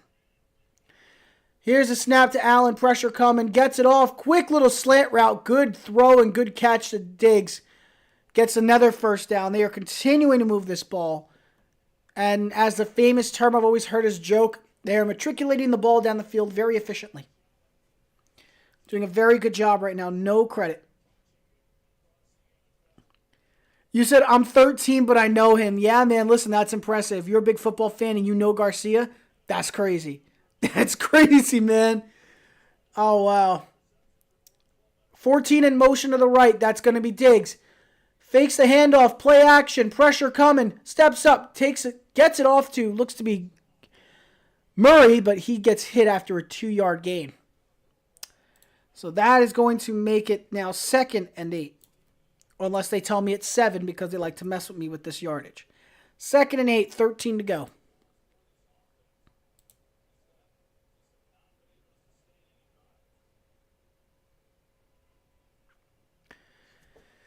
So time is slowly trickling down here. Let's see. Later Gaming with Boy Mosh. Thank you for tuning in, man. I appreciate it. Allen going out to the right. Nobody there. He's throwing a ghost. It's 3rd and 8. That one's going to be stop the clock as well. So I'm going to stop it at where I was. 12:41 on the clock. And it's going to be 3rd and 8 now. Third and deep. We'll say 3rd and deep. Yeah, I really can't. This is just bad. They got to get this thing figured out. This is like a game where somebody should win this, but it feels like neither one wants to win. But 12:41 on the clock. 3rd and 8. Try to catch him off guard with the snap count. And here comes the snap and the blitz that's coming his way. Allen throws it to the sideline. Incomplete, aiming for Gabe Davis. It looked like somebody was able to hit his feet to throw off his form. But the pass goes a little bit out past the hands of Davis towards the sideline. Just misses him. And that'll be 4th down for the Bills. Actually, no, it was right at Gabe Davis' hands, but a great defensive play made by Fabian Moreau coming in late to knock that ball away and down. Great pass deflection and breakup there. 12:35 on the clock. Sam Martin is the punter. Marvin Mims is the returner as the punt is on its way. Nearly blocked again. Fielded at the 20. Here comes a return from Mims. Mims has got a little bit of an opening across the sideline going. He tried to make a play across and he just got crushed. And we got a little bit of a brawl here. We got a bit of a brawl and a scrum around midfield here. Mims just took a massive shot when he tried to cut back to the right. Tried to get back to the right. And in midair, he got taken and hit by Ferguson midsection. And he just got flipped. That was a rough hit. But Mims is all right. Thank God he got up okay. 12:20 will be on the clock here. What a hit that guy just took. Oh, my goodness. I take it back, actually. He cut back, tried to do a jump cut, and he just got a good grip. Got his arm across, boom, almost like a clothesline wrap. Got him, took him down quick with no effort. Great job.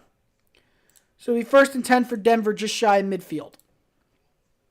Interesting scenario. Very interesting. It is now 10:50 here on the East Coast. As it's getting late here by the minute. Later and later. Let's see if anybody's going to try to win this game today. Can anybody actually win this game? Does anybody want to win this game? Even better question. Shannon Sharp is trending. Let's see why he is trending today. Let's see what else there is.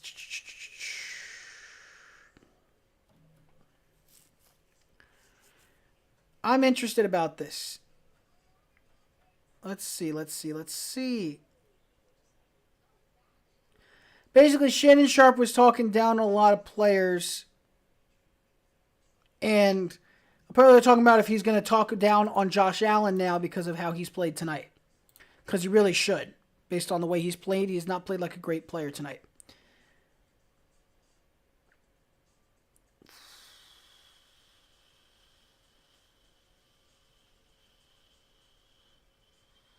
Let's see if I'm missing anything right now. Oh, quick stat update. Damian Lillard not having a good season so far for the Milwaukee Bucks. 37% from the field this season so far, and he's shooting 27% from 3. Milwaukee is not looking too good on this deal at the moment. Not too good. Let's see what else there is right now in terms of bets. And I am now completely blown away. Yeah, that's enough Twitter for one day. That's enough Twitter. I think I've had enough. You ever see that one video that just completely shuts you down and you're just done with the internet for the day? I think I just found mine. I think I just found a bad one. And it's from the account Out of Context Human Race, so I don't even want to. That was rough. I'm not even going to explain it to you guys. I'm going to save y'all the imagery and thoughts. But the Broncos are going to have the ball in their own 46. See, it messed with my head now. Wilson in shotgun. Hands it off to Williams, who gets a decent run on this one. No, it's not Williams' time. It's actually McLaughlin getting this one. Jaleel McLaughlin taking it down to the 50. It's a 4-yard gain, so 2nd and 6 is on the way for Denver. Again, you see some things on the internet sometimes that make you question your sanity and your ability to be a good person, and it's real rough. It's real rough. What is going on, man? And the snap. Well, hold on, folks. Hold on. I haven't been able to do this in a while. We're going to throw this up again. It is what? It is a flag on the play. False start on the offense. It's going to be a 5-yard penalty against Cortland Sutton, the wide receiver for Denver. It's going to back him up 5 yards. It's going to be now 2nd and 11 with 11:47 on the clock, actually. Because I keep forgetting to stop the clock. Done. All right. Clock is stopped at 11:47. So 11:47 at 2nd and 11 now. Let's see what Denver can pull now. Like I said, penalties will come back to bite you and keep you from having a sustainable good drive. And it was a design screen that gets away from Marvin Mims, and it's going to bounce out the sideline. Was it a backwards pass? It's a backwards pass. It's a fumble. They're trying to figure out if that was a backward pass or not. Let's see. He went for the pump fake, didn't get it.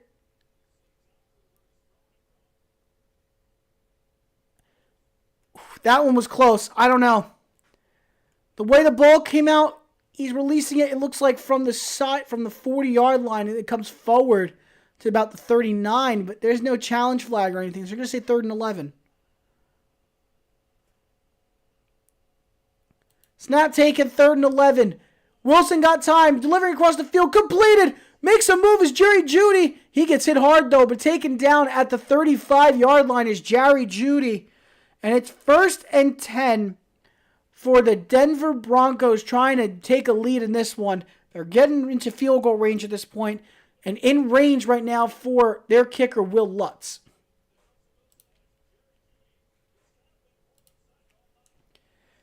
Impressive enough. Jeudy just sitting in the middle with a little simple stop route, and it was actually pretty good. It ran about 10 yards. Well, not really, like a 15-yarder.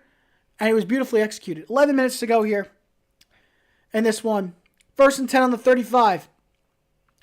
There's the handoff. This one of Williams again. He's going to get about a 3-yard gain there and make it 2nd and 7. Great, now I'm getting the hiccups. Worst thing that could happen when you're talking about a game. Worst thing is get a hiccup. I don't want a hiccup. So 2nd and 7 now. Javonte Williams, 61 yards on the game so far. He's actually at 34 after contact, which is pretty impressive. That's his yak. 10:22 to go. 10:55 is the current time here on the East Coast. About to hit 11 o'clock. Not much game left here. Here is the snap. The handoff again is to Williams. He's going to get steamrolled and stopped at the line of scrimmage. 3rd and 7. Great hit by Oliver. Bernard came in with the finishing hit, and it stops him at the goal line. Well, not the goal line. Line of scrimmage. It's going to be 3rd and 7.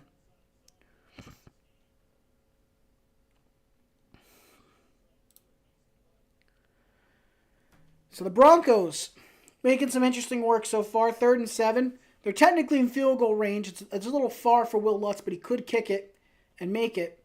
But again, 3rd and 7. Preferably want the first down here. Wilson, shotgun, snap coming, pressure coming from both sides, tries to roll out, throws a shovel pass, and it's completed for the first down. Samaje Perine with the catch. AJ Epinesa came in with the pressure, but as he's getting swarmed from all sides, he just says screw it and throws a shovel pass in the middle of getting sacked. And Perine puts his shoulder down after catching it, drives through, gets the first down. Well done. Well done, Perine, and great recognition, too, I got to say, from Wilson. Keep the play alive, and now you're definitely within field goal range, and very manageable field goal range. Under centers, Wilson. Backfield looks to be Williams again getting a nice run to the right side. Opening. Squeezes through with a couple extra little high step moves, but he gets about an extra 2 yards out of it. So 2nd and 6, I believe. 2nd and 6. 7. See, again, I'm being generous. I got to stop. 2nd and 7. Being generous giving these guys this yardage. I really am.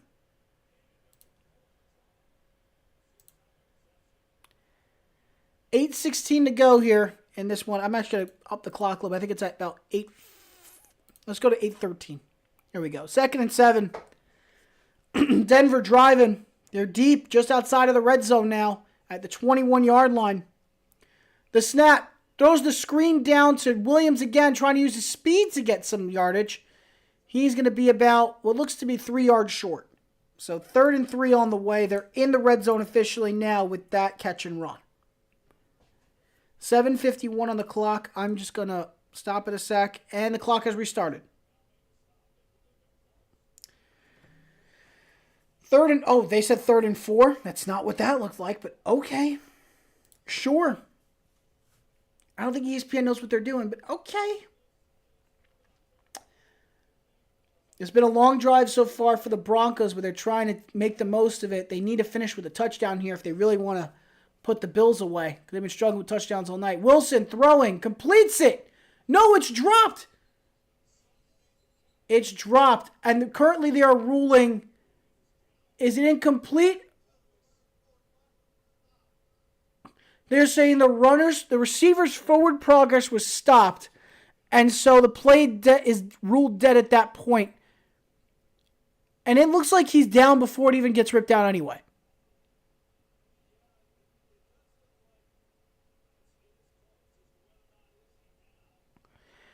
I think Sutton is down.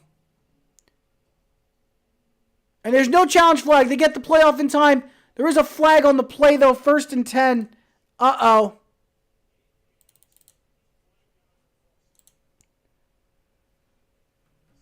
Throwing the flag up. And it's a false start on the offense. So it's a 5-yard penalty. This one's against Garrett Bowles on the Broncos. So they're going to be backed up. It's going to be 1st and 15.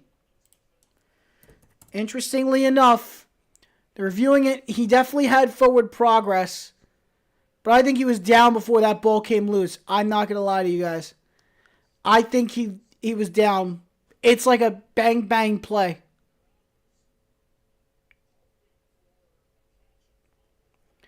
I think he definitely was down regardless. So it's forward progress and he's down.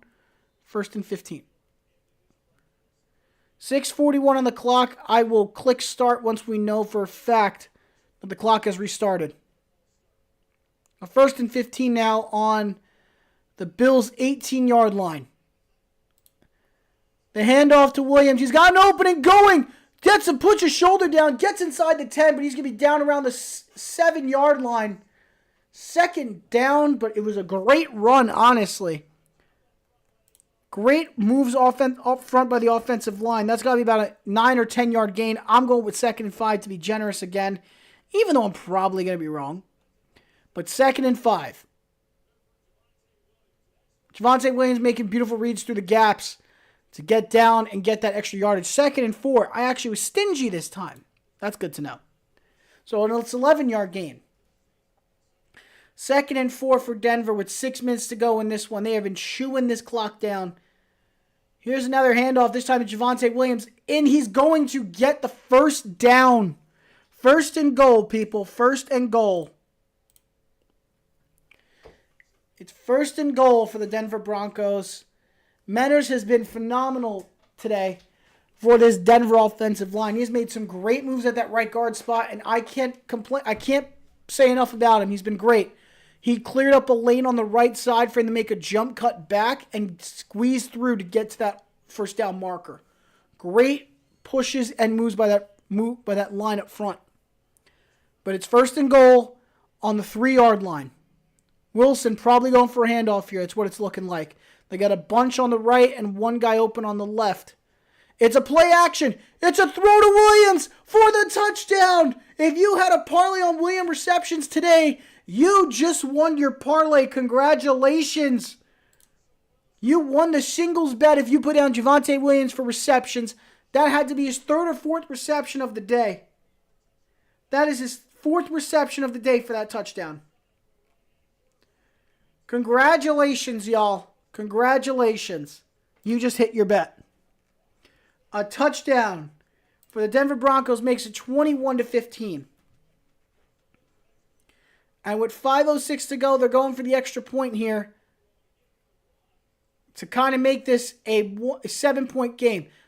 And it's a fake! It's a fake, and he fumbled the ball on the fake! And it's recovered by the kicker. It's recovered by the kicker. Correction, the holder. That was Riley Dixon, the punter. What just happened? Apparently, Riley Dixon could not get a hold of the snap. Let's see what happened. Apparently, it was definitely a lower snap. Dixon had to try to run it out himself, but he lost the grip of the football and was able to fall on top of it and recover it and keep the Bills from picking it up and running it back all the way for 2 points. 21-15 regardless, 5:06 on the clock. I can't believe I just watched that. I can't believe it. I'm kind of stunned. I really am. I really am stunned. And for that reason, I take another Oreo. It's probably my 6th or 7th one today. I mean, since we started the second half. Nobody still answered the question. Does anybody have like a favorite Oreo flavor? If it's just the original golden, the different fillings, the different types of cookies, like what is your favorite? I still haven't heard that from anybody yet. It's a serious question. You know, I love these kind of cookies. They're my favorite in the world. So I thought I'd ask the question. What's your favorite Oreo? While we're waiting for an answer on what's going on with this Broncos game. The Broncos have the lead. We're waiting for the kick. We're waiting for the kickoff. They're in commercial now. Let me reset the actual graphic. I got to reset the scoreboard real quick. Give me one moment. It's supposed to be a 1st and 10 now. We're going to reset that to 1st and 10. 5:06 in the fourth. So the Bills have 5 minutes to basically go down the field, score a touchdown, and kick an extra point. So the game's literally in their hands, in full control. Can't believe that. Original. I got to say, man. Listen, originals can never fail. But you know what it is? I have a secret love-hate relationship with golden cookies. You know what I'm talking about? The golden ones. They make like the vanilla kind of cookie more than anything else. I feel like they remind me of like, if you ever had them before, Keebler makes them. They're called Vienna fingers. They're like a long cookie like this. My favorite thing in the world. Take those, pop them in the freezer, take them out. Best cookie you'll ever eat. Best is those Keebler Vienna fingers. Love them. Favorite thing in the world. That, and I also got a secret love for, what's it called? I gotta remember the name of it. I'm missing out on it. What's the name? Cowtails. I don't know if you guys have ever heard of those. It might be a regional thing. Cowtails are like, think of like a chewy taffy, but it's got like a vanilla cream filling or can have different fillings in it. You chew it. It's like taffy-ish, like, okay, cool, got like caramel notes to it. But once you get hit into the cream and you get into the vanilla flavor, it's like a mouth rush of sugar and flavor. It's so good. As the kick is on its way from Denver, it's going to go out the back of the end zone for a touchback. So 5:06 to go here in the fourth quarter and in this game in general. As they're talking about some of the rough things some of the good things that the Bills have done in recent years. 2-time AFC East champs now. But they keep falling short every time. They have still yet to win a Super Bowl or even appear in one. Well, they have appeared in 4 in their franchise's history. They haven't been to one since the 90s. And they haven't won one in their franchise's history. As Allen goes for the handoff here to Cook. Cook gets a nice run and carry here. About a 7-yard gain, 2nd down. I think they're going to mark him shorter, though. 2nd and 4 it is. We're going to go football. I'm going to open up the scoreboard again. Start the clock. 2nd and 4, I believe, is what they're going to mark it. Because they like to be stingy. 2nd and 3, they actually did it. Okay. Interesting. They actually gave him the yardage. Okay, 2nd and 3. Less time than what you're seeing on the clock right now. I'm going to mark it down what actual time is. As we have a handoff to James Cook. He's got an opening. He's got a lead. He fumbled again, but he picked it up. He's running down the field to the 30, to the 25 before he's taken down. Oh, that was a sequence of madness. goodness. Oh my gosh. Cook once again having ball security issues. The ball came loose. He picked it up perfectly in stride and kept running. That was incredible. And a miracle tackle made by number 29 of the Broncos. Oh my gosh, he saved a breakaway touchdown there from James Cook. That was a major, major save. Oh my goodness. The save made by Jaquan McMillian. Cook cutting back to the left. He's got an opening. He's getting down to about the 20. He's got some incredible bursts today. It's going to be good for 6, so it's going to be second down and about, I'd say, 4. Not 104. Oh my gosh, not 104. There we go. What a freaking play by McMillian to save that. But Cook's recognition to grab that and just scoop it up, that's unbelievable. 3:20 to go in this one. The Broncos, if they do score a touchdown here, the Broncos do have an opportunity to still get a game-winning drive, the way this is going. Another handoff to Cook with an opening to the right. He's got some space. He's down to about the 7 or 6 yard line. First and goal it is for the Buffalo Bills. Just like that, they're back in the territory they need to be. 2:58 to go. They're in scoring range again. Just please give me a Josh Allen touchdown, please. That's what I need. Any chance to stay alive in this? Man. How in the world do you make that play? I don't get it. That was a wild sequence. Another handoff to James Cook, bouncing out to the left. He's got a little opening, shakes off a tackle, gains about 2 yards there before getting pushed back. Gets about the 5 yard line. So second and goal it's going to be.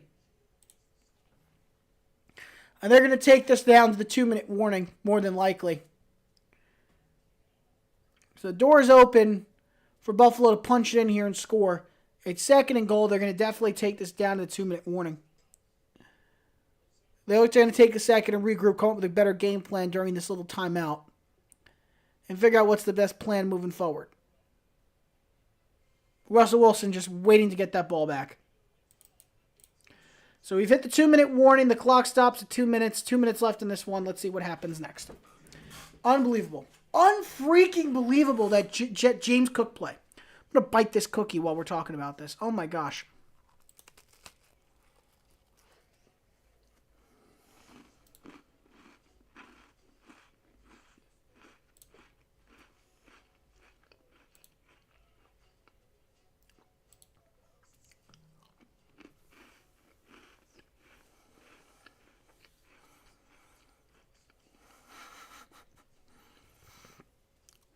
Has looked like the old Russell Wilson. I got the play for you guys. You guys can take a look at it. It's pretty impressive, I have to say. Pulling up the highlight screen here. Here's the play I'm talking about that we just witnessed. Cook coming across. A great hit by Simmons. He fumbles the ball. Bounces right back to his hands. He starts taking it down the field. Has it bounced back into his arms.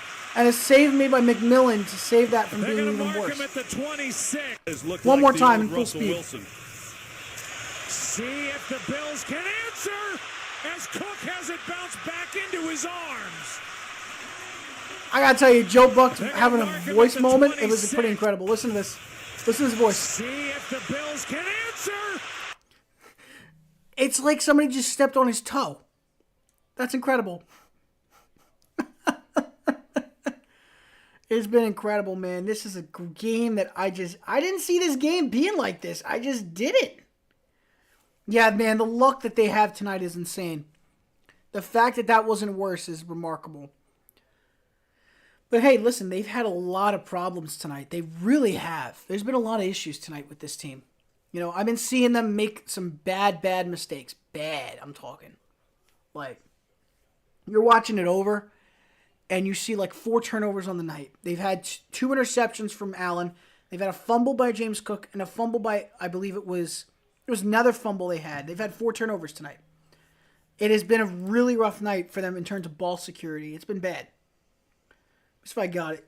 Fumbles. Yeah. Oh no. Cook fumbled twice. He recovered his own though.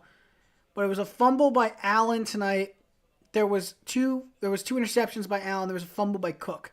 So that's 4 fumbles that happened tonight. And it's been rough. It has been a rough night for them. Pretty bad. But you could just wipe it away here with a touchdown and an extra point and just lock down the Broncos offense. That's all it takes. But it's 2nd and goal, and you're going to have to do it right here. On the 6-yard line, Allen is in shotgun with one man in the backfield, Latavius Murray. Here's a snap. He's going to run it himself, try to take it. He takes it in at the pylon. Touchdown, Bills. 1:55 to go. And they're on the board. They have tied the game up at 21. A 6-yard rushing touchdown for Josh Allen. And an extra point will give them the lead. One extra point will give them the lead. A design run for Josh Allen. It is a play act. It's a read play, read option. Takes it simply out to the pylon. Extends his arm. Done. Easy touchdown. But is this an easy kick for the Buffalo kicker, which I believe is Tyler Bass? The snap, the hold, the kick. It's up. It is all good. 22-21. Buffalo now leads.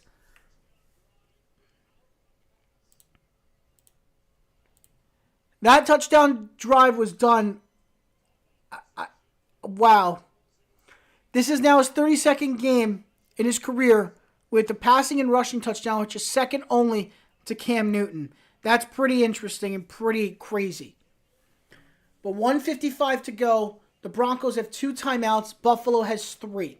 All you have to do is get into field goal range and kick a field goal and win it. That's what they've done a lot tonight. Can they do it again is the question. Can they do it again? And hopefully that Josh Allen rushing touchdown helps my fantasy team. I think I'm still going to fall short unless this goes into overtime, which is highly unlikely at this point. If they would have missed the extra point, maybe. But they didn't. So I'm in a rough situation. I got to really hope that, I would love to see Allen score another one, but I think I'm done. Yeah, I'm done for. 113 points today. I needed 28 from Allen. I got 14. Yeah, I'm finished. The kick is on its way. And out the back of the end zone for a touchback. Broncos get to 25. It's a lot of time for Denver. 1:55 to go and 2 timeouts. They're in prime position. They can't mess this up. There was a missed field goal tonight too. Don't forget that. There was a missed field goal. I forgot to mention that. They did have an error on their extra point, which left the door open for the Bills to take the lead. A fumbled snap by Riley Dixon left the door open for the Bills to come back, and they've done that. Now Russell Wilson has to get them in field goal range again to win this.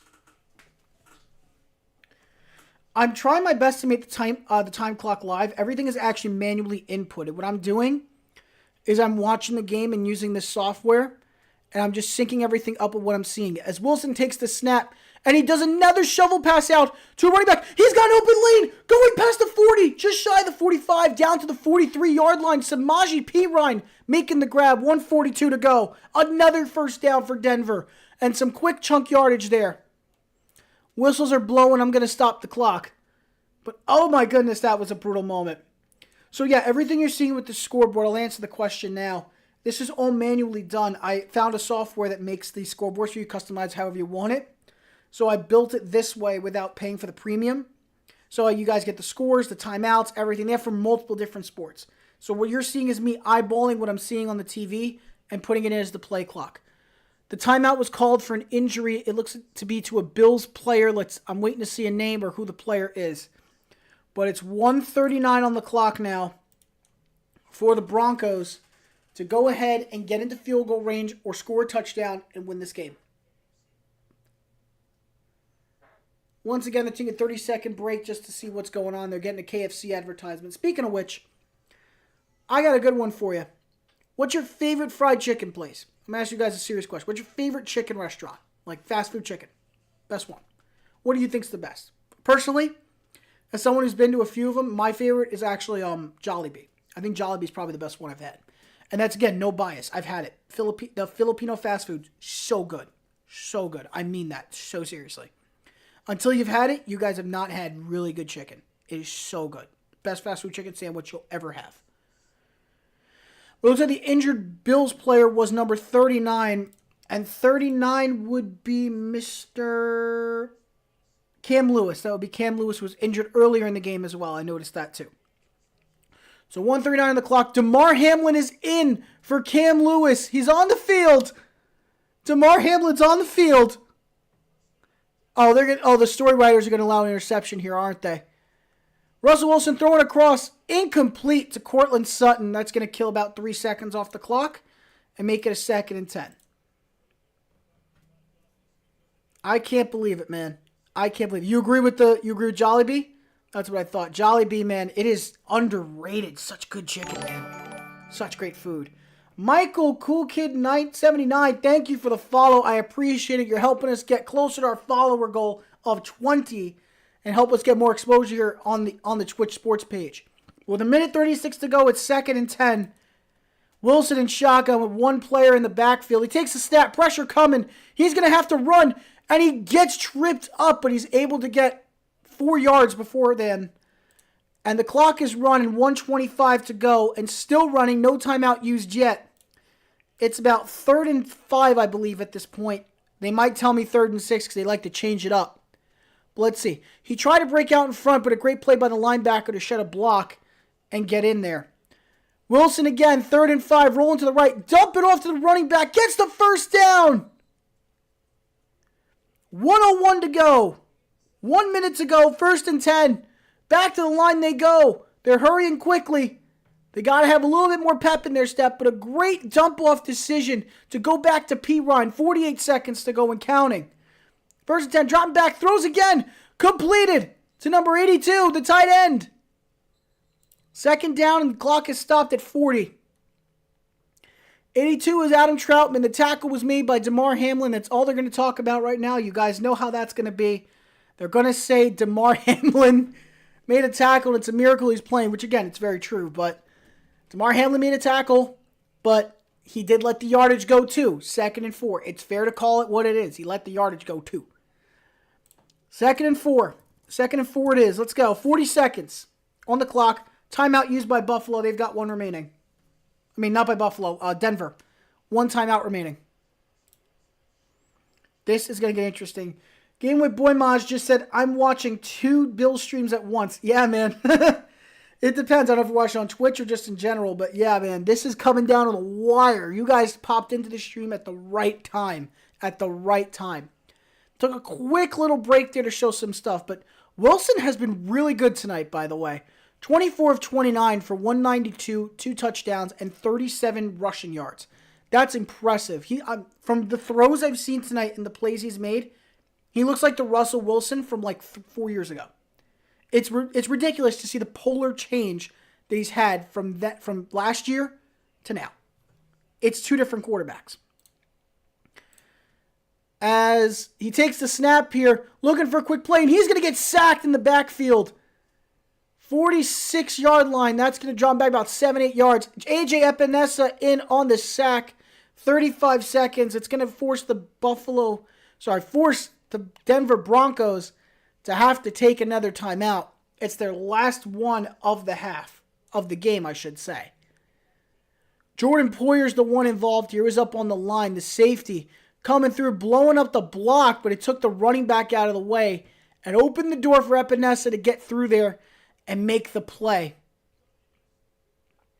That's what happened. By drifting, that was actually beautiful. Poyer coming through with the blitz forced P. Ryan to go from guarding the left side as a blocker to going to the right side, coming across to pick up that block, up that gap, which opened the door for the edge rusher, Epinesa, to come around the tackle and make the play as the pocket completely collapsed around him.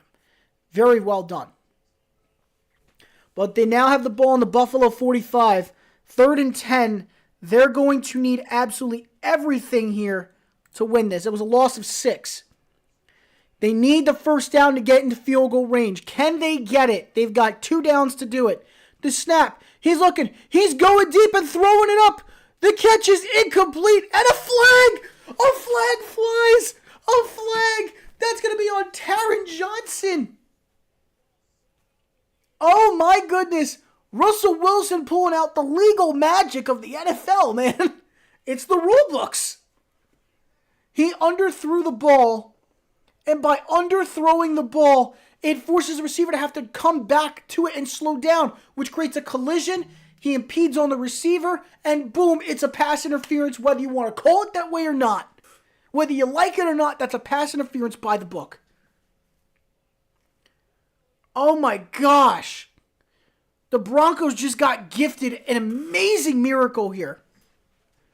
That's going to give them a first down. That's going to give them a first down and field goal range.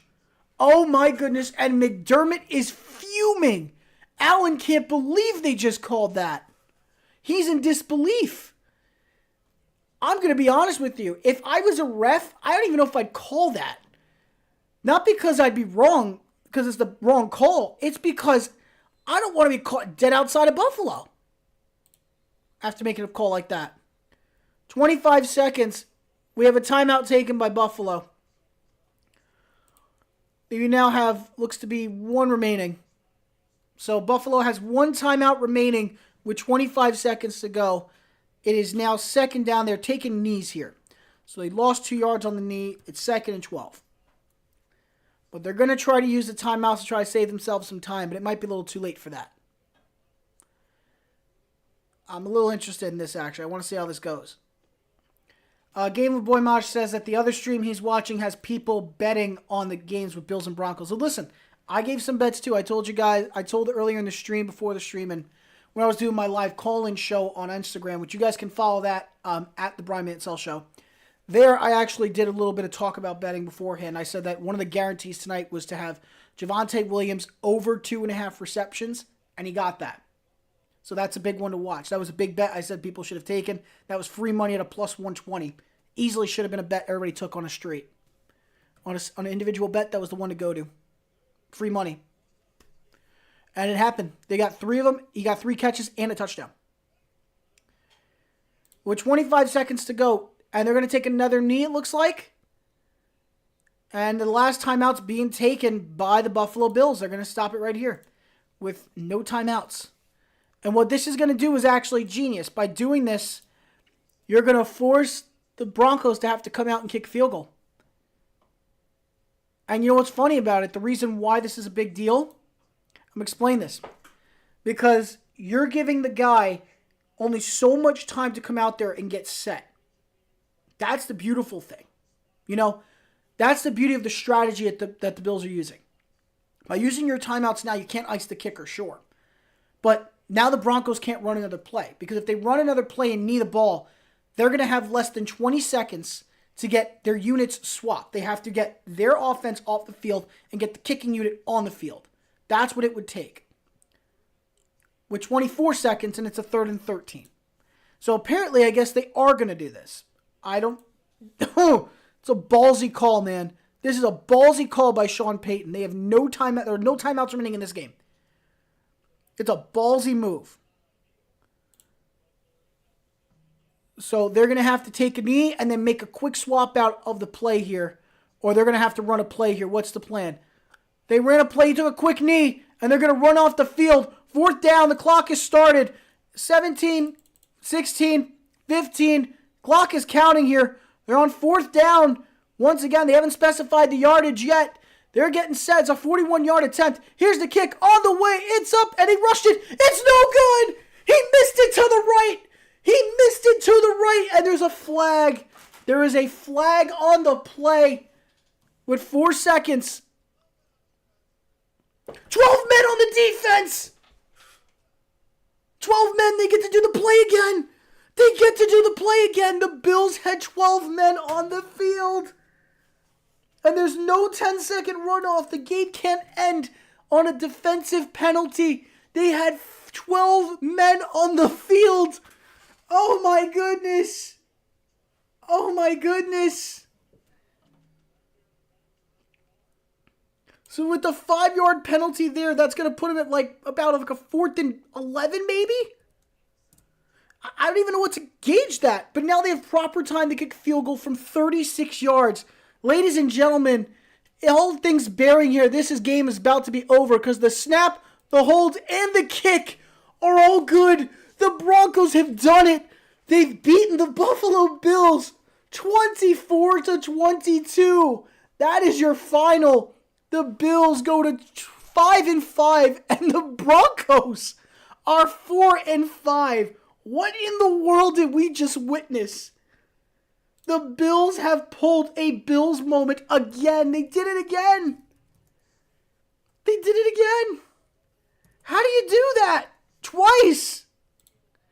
They did this all game. All game they did this.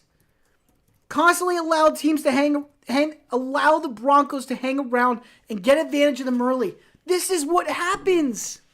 This is what happens when you let a team hang around and you keep making mistakes. That is ridiculous.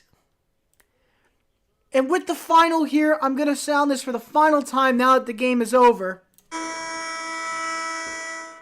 Like it was a basketball stream because, ladies and gentlemen, the game is over. The Denver Broncos have defeated the Buffalo Bills 24-22. Oh my gosh. In dramatic fashion, they got on the field in time. They got the kick off in time. I want to specify how crazy this is. They got the kick off in time. They missed it just to the right of the upright and missed the kick as time expired. But because the Bills had 12 men on the field and the game can't end on a defensive penalty, they got to go out and kick again from 5 yards closer. So instead of a 41-yard kick, it's a 36-yard kick chip shot, basically. An extra point plus 3 yards. And they just beautifully done as time expires. The 12th man on the field kills it for them. The penalties killed it. The turnovers killed it. This went absolutely the way it should have. And it goes back to the statement I said as we started early in this stream. You cannot, if you win in the time of possession, in the turnovers, and in the completion of drives, all three, you will never lose a football game. You will never lose. This is something I've said from day one. And if you look at the final box score, and you go through the information here before we sign off, the Denver Broncos had 1 turnover all game compared to the Bills' 4. They had the ball for 37 minutes compared to the Bills' 22 minutes. And overall, in the end, the Broncos completed, and I count field goals as completed drives, 1, 2, 3, 4, 5, 6 completed drives compared to the Bills' 3. When you hit all 3, you never lose. And the Broncos just proved that. Yes, they did get bailed out by penalties, but sure, in the end, the model still holds true. The Broncos have won the game because they did all 3 correct. The Bills' defensive coordinator, dude, I couldn't even tell you if I wanted to. I'm going to give you the answer now, though. I'm going to get it for you real quick. I couldn't remember the name of the defensive coordinator, but he definitely struggled. Apparently, from what I heard, the Bills I don't think the Bills have a defensive coordinator, actually. They may not have one. Let me confirm that. Yeah, they don't have a defensive coordinator. Technically, their defensive coordinator is Sean McDermott, the head coach. I want you to process that, actually. The Bills head coach is the defensive coordinator of the team. That's so dumb. I have a headache. I need water. I'm going to open up my 3rd bottle of water now during this stream. Oh my gosh. Josh Allen and Sean McDermott lose this game. Josh Allen, 2 interceptions, 2 touchdowns. You're talking about constant errors left and right from... Oh my gosh, I can't even get started. The Broncos really had control of this game. The second half, everything came unglued, and they still found a way to pull it out. Absolutely ridiculous. I mean, ridiculous outcome. This was a ridiculous outcome. And thank you, XJ DMEC, for the follow. I appreciate it so much. He said, you did a good job, man. Keep it up. Yeah, man, this was a crazy game. Crazy to the end, and I appreciate the follow. Thank you so much. 1 more away from 20. We're going to be back tomorrow with the night show. We're going to be doing for the Brian Mansell show, going over all sports as our sports show is. But in the meantime, a quick overview on the stats of the game. We talked about Wilson, 24-29, 193, 2 touchdowns. No picks today. Allen, 15 to 26, 177, a passing touchdown, a rushing touchdown, and 2 interceptions. James Cook, 12 carries, 109 yards. Javonte Williams, the unsung hero as well, getting a lot of good action on the ground. 21 carries for 79 yards of his own and a receiving touchdown. Gabe Davis, top receiver for Buffalo, 2 catches, 56. Sutton, 8 catches, 53, and a touchdown. Not really a big receiving or passing day for either team. No one even touched 200. But in the end, Buffalo comes out on top. I think penalties also were a big deal. Let's go through team stats and really show this as well. I mean, you go back here and you read through it. I mean, the passing offenses were almost identical. The difference was that Allen didn't get sacked once. Wilson got sacked 4 times. The ground game was significantly better for Buffalo because they had 192 on the ground. What was different was the penalties. Broncos had double the penalties of the Bills, and the Bills still lost because of the turnovers. Absolutely ridiculous. The Broncos were practically gifting them new opportunities and chances, and it didn't happen. It just didn't happen. Oh my gosh, man. It was ridiculous. Weaver says, hey, how about them dogs, man? Listen, I didn't have any trust in the Bulldogs this year. I'm not even kidding to you. No trust in the Bulldogs. But you know what? After that big win against Ole Miss, I'm so in on them. I've never been more in on them since God knows when last season. I'm all in on the Bulldogs, finally. I finally bought in. I thought they were like a 3-team, 4-team, but that game against Ole Miss opened the doors for me. Let's effing go Broncos. Yes, sir. Kermit on a gaming chair. Yes, sir. And he said, holy F, I was shitting myself before that flag. Yeah, man, listen. I was sitting here too thinking I couldn't believe he missed it. And then boom, this special little item here won the game for them. I got nothing to say. This is now Denver's first 3-game win streak. They've won 3 in a row for the first time since their 3-0 start back in 2021. That is crazy. That is crazy. Unbelievable performance from the Broncos today. They're really willing their ways back into this playoff conversation. They're not necessarily that bad of a team anymore. That's the even wilder part. So now with this game over, let's take a quick overlook at the standings as they stand now and the playoff picture. We'll take a quick look at that before we end this thing. Here's a quick look. In the AFC East, the Dolphins still lead. They now have a 2-game lead, or I should say game and a half lead, over the Buffalo Bills. They're 6-3. Buffalo's 5-5. Jets are 4-5, 2 games back. And New England is nowhere to be seen at 2-8. Ravens still in first in the AFC North, 7-3. Pittsburgh half a game behind them at 6-3. Cleveland also behind them at 6-3 by half a game. And the Bengals 5-4, just 1 game back. In the AFC South, the Jaguars are 6-3, but right on their heels are the Houston Texans at 5-4, just 1 game back. The Colts 5-5 and the Titans 3-6. Titans in free fall mode. Colts somehow hanging around, being a game and a half behind the Jags. In the AFC West, it's all Chiefs. 7-2. Raiders are the next closest with about being 2.5 games back. Chargers 4-5. Broncos 4-5. Broncos with this win have now tied the Chargers for 3rd place in the division. In the NFC, the East, the Eagles now lead the division 8-1. 2 games behind is the Cowboys, followed by the Commanders at 4-6, and the Giants at a laughable 2-8. NFC North, the Lions still lead the way 7-2, but the Vikings are only 2 games back at 6-4. Packers 3-6, Chicago 3-7.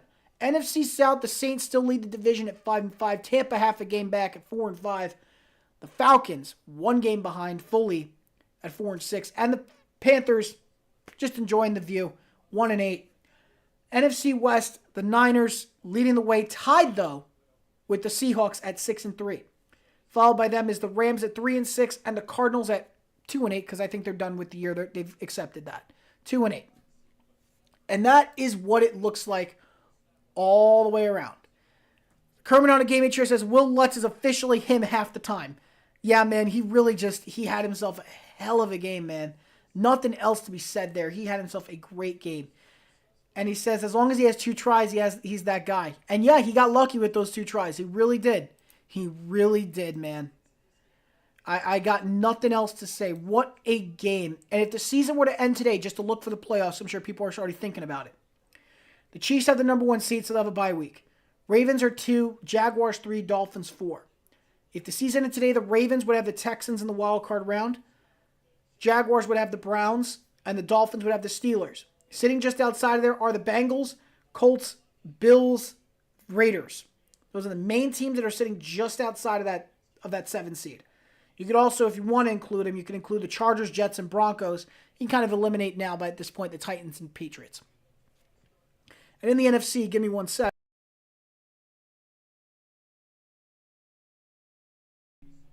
Sorry about that. I had to sneeze. I didn't want you guys to have to hear that. It sounds like a missile. It just sounds like a missile being shot out of a cannon. Eagles, number 1 seed. Lions are the 2nd seed. 3rd is the Niners. 4th is the Saints. If the season ended today, the Lions would be facing the Vikings in the wild card round. Niners would have the Cowboys, and the Saints would have the Seahawks. Sitting just outside of that group is the Bucks, Commanders, and Falcons. Packers got some decent distance behind. They're probably not going to make that up. So anybody from the Packers down doesn't count. That would include the Rams, Packers, Bears, Giants, Cardinals, and Panthers. So it's really just a 3-team race to really go ahead and catch the Vikings. That's what we're down to, and that is the full update of what that's a full update of whatever's going on in the playoffs. So there is still hope for many teams, and schedules can change and affect things. And for the Bills, they needed this win because now things get a lot harder for them. They needed this. Moving forward, the Bills. Next week, they got the Jets. Should be an easy game, but hey, this was supposed to be an easy one too, and ended up not being that way. So they got the Jets next week in Buffalo. Week 12, they got the Eagles in Philly. Then they got a bye week, week 13. But to close out the year, they've got a tough stretch. They got the Chiefs in Kansas City, Dallas in Buffalo. They got the Chargers in LA. Then they got the Patriots in Buffalo. And then they got Miami, which they said to be determined what time that is, but that is in Miami. So this is going to be a really tough stretch for them. Now compare that to the Dolphins who they're facing, right? The Dolphins are starting to hit a tough spot now, 6-3.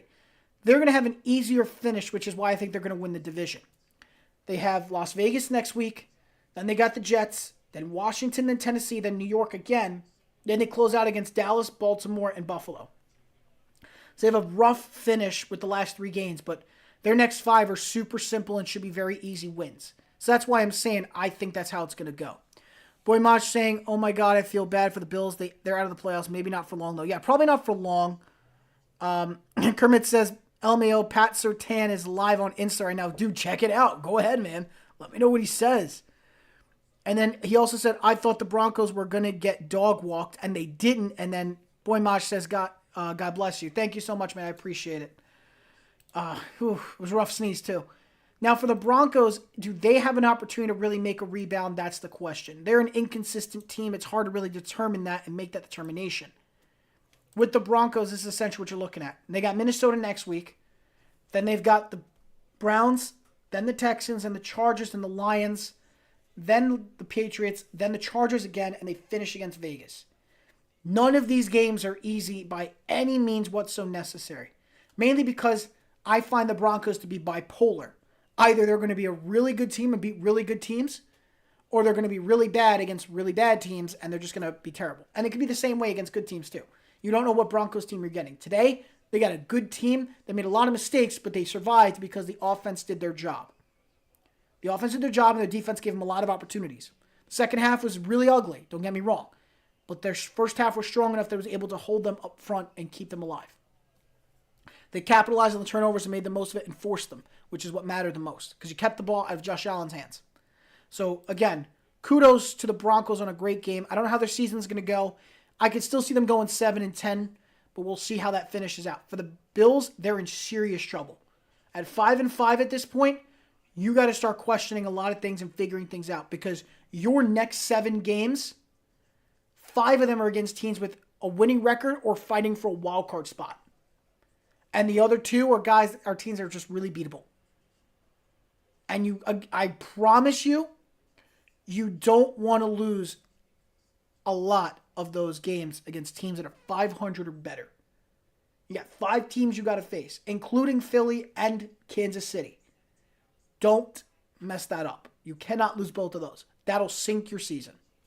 So I hope Buffalo figures it out. But man, that was a rough game. That was a rough game for them.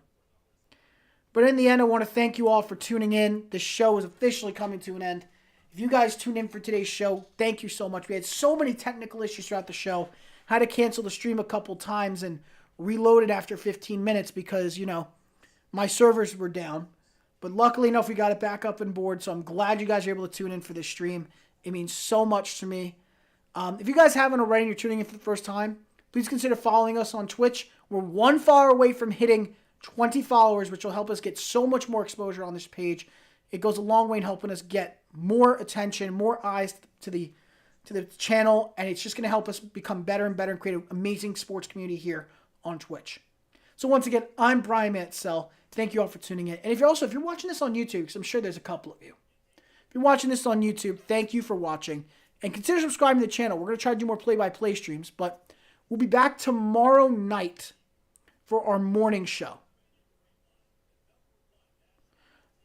Tomorrow we have the morning show. I don't know what time yet. I'm either going to do 7 o'clock, 8 o'clock. If you guys need more information, feel free to tune in. Feel free to follow my Twitter account at BAMansell and also my Instagram at The Brian Mansell Show. I have all my updates, whatever I do, on those two social channels. You better not follow in the X account, though. That's probably the one you get the most information out of. I'm always on there 24/7. Leopoldino, I think it says, Leopold Inorge, I think that's how you said it. If I said it wrong, please feel free to correct me. But you said, man, I know that Russell Wilson's far away from perfect. But why are a lot of people saying he's playing that bad? I don't think he's playing bad. I was saying this season he's been great. Way better than last season, miles ahead. He made some throws tonight that were just incredible. It looked like 2019 Russell Wilson again. Like, you look at the numbers for Wilson, he really has not been bad. And I think he gets a lot of hate for no reason, just because of last season. But I think he's been great, honestly. So, again, thank you all so much for tuning in. We're back tomorrow night with the Brian Mansell Show, the vodcast that you guys are going to see here on Twitch and YouTube. So feel free to check out those two channels. Once again, thank you all for tuning in. And I'm going to enjoy my night and a little bit of rest and take a little cough drop because my throat is killing me from this game. Thank you all so much and have a great night. See you guys soon.